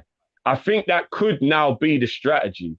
I think and we might actually witness players running down their contract happening regularly because they don't want to pay them higher wages, but they don't want to sell them for less than their worth. We're seeing it happen right now with Origi. They wanted 25, nobody offered 25, so he's actually going to go for free because they'd rather that than they let him go to a player for less than they valued him at. I think this could be a reoccurring theme, guys. It happened with Genie. Like, I slowly think it could be a reoccurring theme. I don't know. I'm just using my little dumb educated guessing on what I'm witnessing, and I'm just trying to put the pieces of the puzzle together. And then all of a sudden we make all that money from shirt sales, bang, we get Diaz. I'm like, oh, hello, okay. You might be onto something. You might be. For me to be definitive with it, I need to see the summer, because I think the summer says everything. That is true. Because if we see a whole bag of players leaving, then it would have been like, well, Liverpool spent its money because they already knew they were going to recap how much money by selling X, Y, and Z. I don't want to say the names in case it happens, but you know what I'm talking about. So, just food for thought. Just food for thought, guys. That's it. Yafu. JW leaked Salah's picks to lower the wage demands. I've heard about this. I've heard. What's this Salah picks? Yeah, what is happening? I've heard it's fake. It's just someone being. Hold on. What kind of pick? What are we talking about? I don't understand. Not picks that we could share on here. I have no idea what picks we're talking. Sorry, what picks not Mo. Nah, come on. What picks are we talking? What them mad thing? Some mad thing? What OnlyFans thing? Yeah, that's what I've heard. I've not. No, that's Photoshop. I don't believe that for even half of a So second. neither do I. That's fake, bro. I don't even believe that for even half think of a of man's second. religion. He ain't Mo gonna do. would never That's some do fake that. stuff. I don't That's believe some that fake for stuff. half a second. That's we some know fake it. stuff, fam. Someone Yeah, just why? really- If people are gonna make up pictures on man now, that is not. That Come is on, not man. on, man. Man's religion Come on, and man. that as well. Like, he ain't gonna be doing them mad thing like that, bro. Naby, when he played for Liverpool, Matt, realistically, if Naby was at Bayern and after 4 years he had the exact same injuries, inconsistencies, would you buy him and how much would you pay for him? If I'm being genuinely honest, if Naby had all them issues at Bayern, no, I wouldn't. But that doesn't make any sense. Of course, I wouldn't buy him. We're No, but talking he's about trying to say, so why do we expect people to buy Naby off us for 30 mil? That's what his point is getting. because we're in a different position. When we're in the market, yeah, in my opinion, we're one of the top teams in the market. You can kind of give people that sob story, or not only that, give people what they want to hear. He's 27 years of age. He's still got something to offer. So Bayern Munich would not go for him. You're probably right. Bayern Munich wouldn't, but another team would take a chance on him. No, You're no, telling me Matt, there's he's not- saying, no, he's saying not Bayern would go for him. He's saying if he was at Bayern and Oh. had the career at Bayern that he's had at Liverpool, would we buy him? Effectively, Tolisso. We all said no to Tolisso. Yeah, we gotta be real. We wouldn't, bro. We actually, because we're Naby's asking done people to more. take our trash and call No- it treasure. That's what we're asking to do. So he's making that point. You know what I mean? I think trash is deep. Naby's done more. No, than I'm what just Tolisso- giving you I know. an I know what you mean, but analogy, bro. Naby- You know? I hear you. No, but Naby's done more than Tolisso, so we can't really make that comparison. But not much more, though, Matt. What? I'm just being real. He hasn't done much more than Tolisso. Yeah, Name- we can't act like his Liverpool career's glittered, bro. Can you name me when Tolisso scored for Bayern or done anything like a game, just any game? No, No, but it but ain't I don't just watch about Bayern. scoring, is it? But if I said Kimmich, I bet you tell me. If I said Goretzka, I bet you tell me. Yeah, but Kimmich's performances are always on point. I'm though. giving an example. If it's because he don't do nothing. If we're gonna start comparing Tolisso to Naby No, Keita, but you I've must actually get gone on where the you wrong must. show. No, but you must get where. All right. Let me give you a I'm way on the to wrong kind of hear show, what he you know? means with his super chat. I'm on the wrong show, bro. Basically, after the Euros, yeah, everybody got caught up in that Renato Sanchez hype. And what was the first thing we all said when we got linked with him? Nah, he gets injured too much. Don't want him.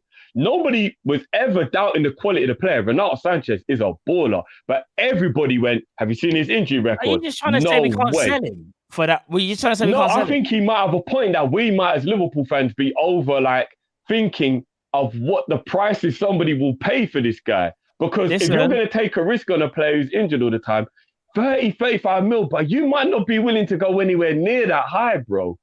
I reckon And he's Naby- only got 1 year left on his deal. We might be lucky we get 10 mil for Naby, bro. Oh, I'm gonna be real, come on. Matt. And again, I'm not even going to do the stats thing because I do think Bundesliga is an easier league and Toliso's in the Naby best. is league. way better than Tolisso. Are No, you but now mad? you're getting Why? too caught up in the comparison of that player. I'm just trying to get you to understand how injury prone and ineffective he's been for the majority of the time he's think been at Liverpool. And I've now you're noticed asking somebody to pay a lot of I'm money. not for saying him. Naby's been misused as well as So is it's not just Tolisso. injuries. Toliso's stats and Naby's stats are pretty similar. And Toliso's probably played slightly less games.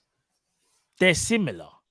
They are in the league. They're similar. I can read them out. For you if you want. Nothing what Tolisso like. And again, if So he was We know born, Naby is a better player, Matt. We know Naby is a better player, alright, but so we're is- talking is- about the I've seen the logistics of comment it. or in the Like. comments. Yeah, you see how they. It was so mad, yeah. Since Our Matt, fan since base- the start of you go. 18-19, Mm, Toliso's got 5 goals and 3 assists.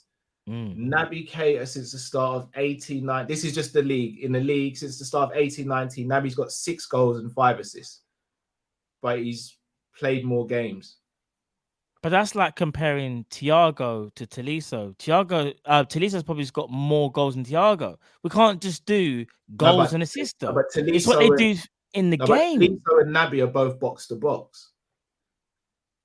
But I'm gonna be real. And I'm not even Tolisso- saying, no, but what I'm saying here, Matt, is I'm not saying that Tolisso is a better player, but I'm just saying from the outside looking in, like he's got a point. Like if we've just said no to Tolisso, and we've all said what has he done really that's really worth us taking a punt on him, and he's available on a free, we'd effectively be asking someone to part with money for Naby when we've not seen enough of him in the last 4 years to suggest that he's going to be a player to write home about. For the fee we're asking for, Cal, innit? That's the point. That 35 mil. I said 25 rising. I think I said 25 rising to 30. What I'm saying is there's a team in free. But Tolisso is going to be free, in my opinion, because Bayern have so many midfielders that they're just like that he doesn't fit their bill. I don't think if I'm being honest, bruv, name me one of Tolisso's standout traits, both of you. No, but guys, well, I think we're getting too caught up in the Tolisso thing. Forget the Tolisso thing. Effectively, though, the point That's who we're comparing him to. That's the whole point. No. That was is in like to just make you see what the point is. But the real point is in terms of like the ability of the player. That's the only reason Cal was doing that comparison. But what he's really doing is he's saying, Matt, if we was right now in the market for Naby, and you heard Liverpool were trying to buy Naby, and he had the Liverpool career he's had at Bayern Munich, you would probably be like, nah, fuck that. We don't need him. Why would we buy him? Because he's hardly done to anything. Prove that he's good enough. But Naby's done what my whole argument is though. Naby Keita has done way more than Tolisso. No, but bro, you're getting too caught up in the Toulouse. Forget that. Forget Touché. Which means we can that, bro. Jeff, what I'm saying is Naby Keita is about to have a year left on his contract. This is where it stems from. Meaning that his value's already low. Value's already going to be low. I'm saying, in my personal opinion, we can get 25 million for Naby Keita.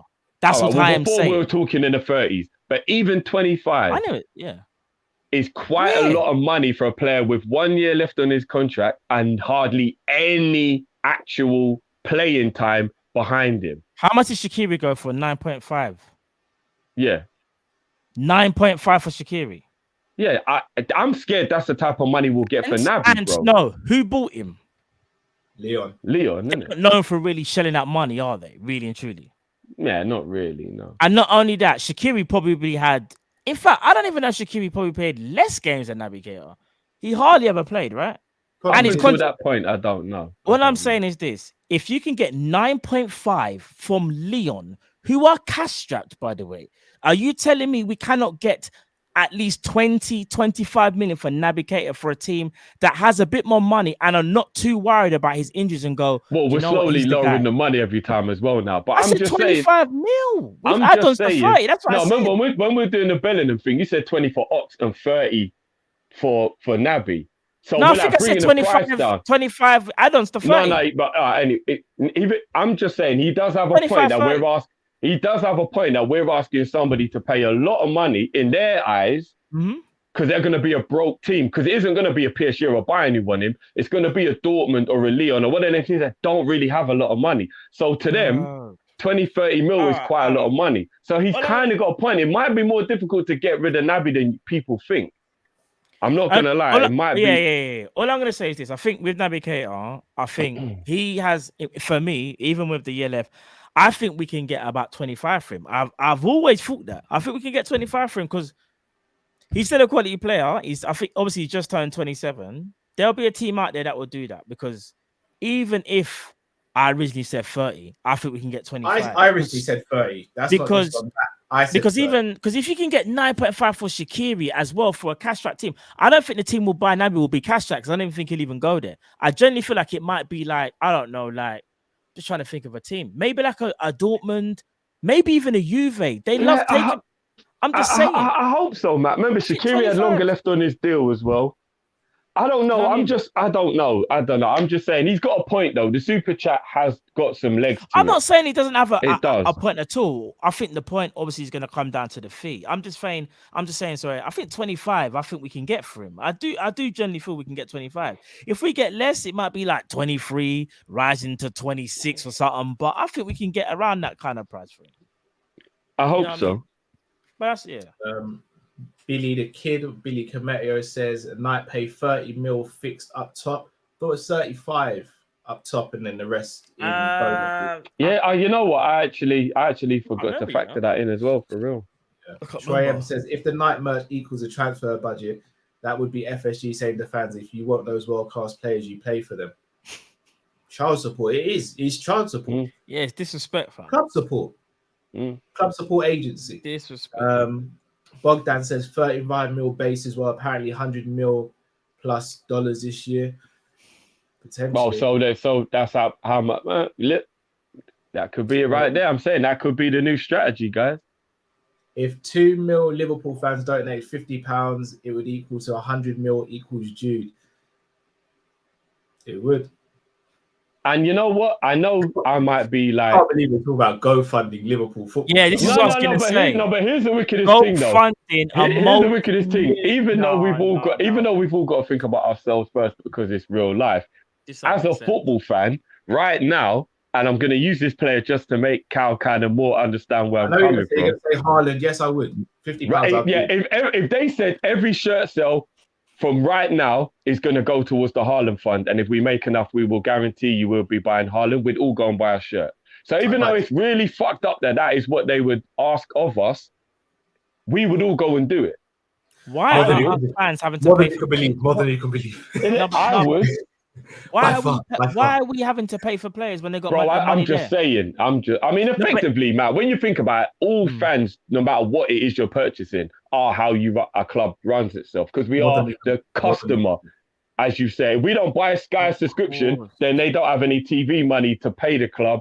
And you know what I mean? So effectively, the fans always are the reason why the club has money, bro, isn't it? Yeah, but what you're saying is more direct. What you're literally saying is, if you're doing the link, you're doing fam, buy a shirt and you get there's a big chance you get a player because everyone's going to do it.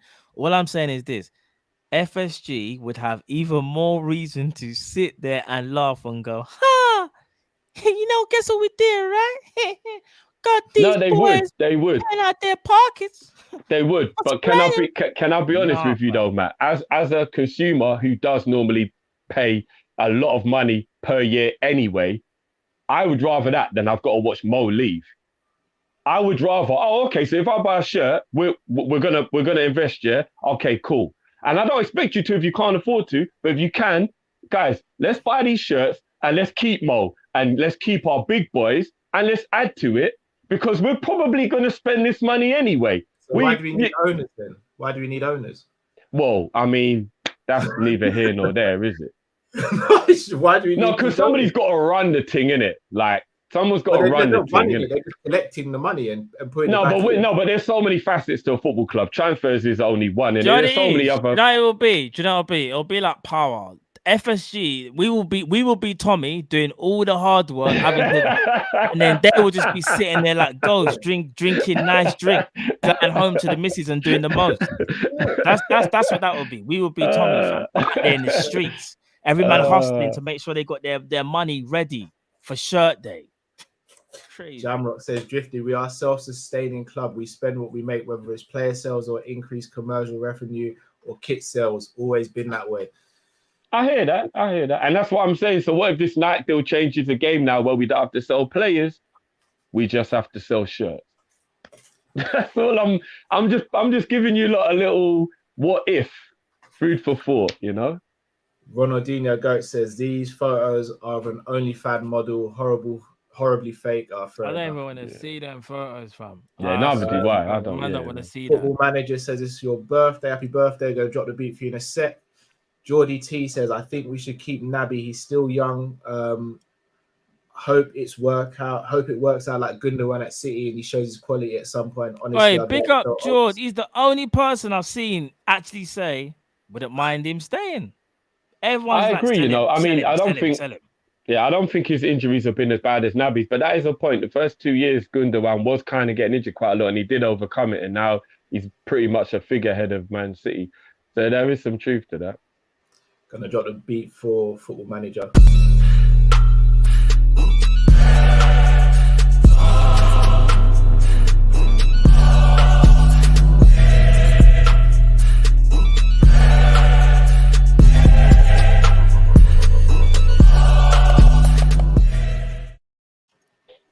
All right, let's check out FPL, boys.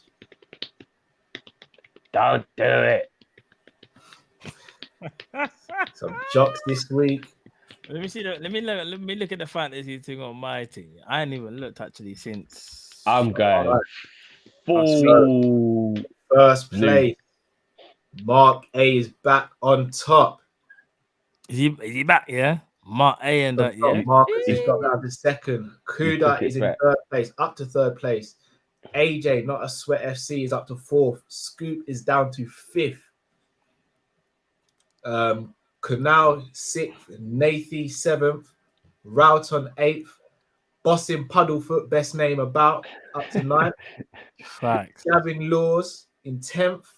Poundland FSG in 11th. Celta by Michael Edwards. Arsenic in 13th. 34, very original name. We'll go with we'll call 34 Martin Kelly, and the great one make up the top 15. But the big story is Mark A has regained top spot.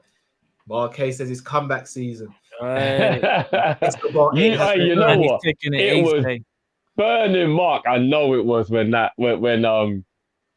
Marcus took his spot. I know it was burning him. I know it was. I'm more worried about Scoop. That's who I'm worried about. Scoop looked like he didn't remember Leicester. Scoop's doing a Man United. He was meant to be in the title race, and now he's struggling for top 4. Yes, it ain't easy. But you know what? Who am I to talk down in 288th place or whatever the fuck it is? Fam, we are in the mud. So yeah, hard. bro. I'm not even out here trying. We're not in the mud, guys. I'm under the mud, bro. No, we're with limestone and all those things. Bro. Fam is crazy. You know when it don't matter how powerful the steamer is, it ain't getting the lime scale off the bath. Yeah, we're that, bro.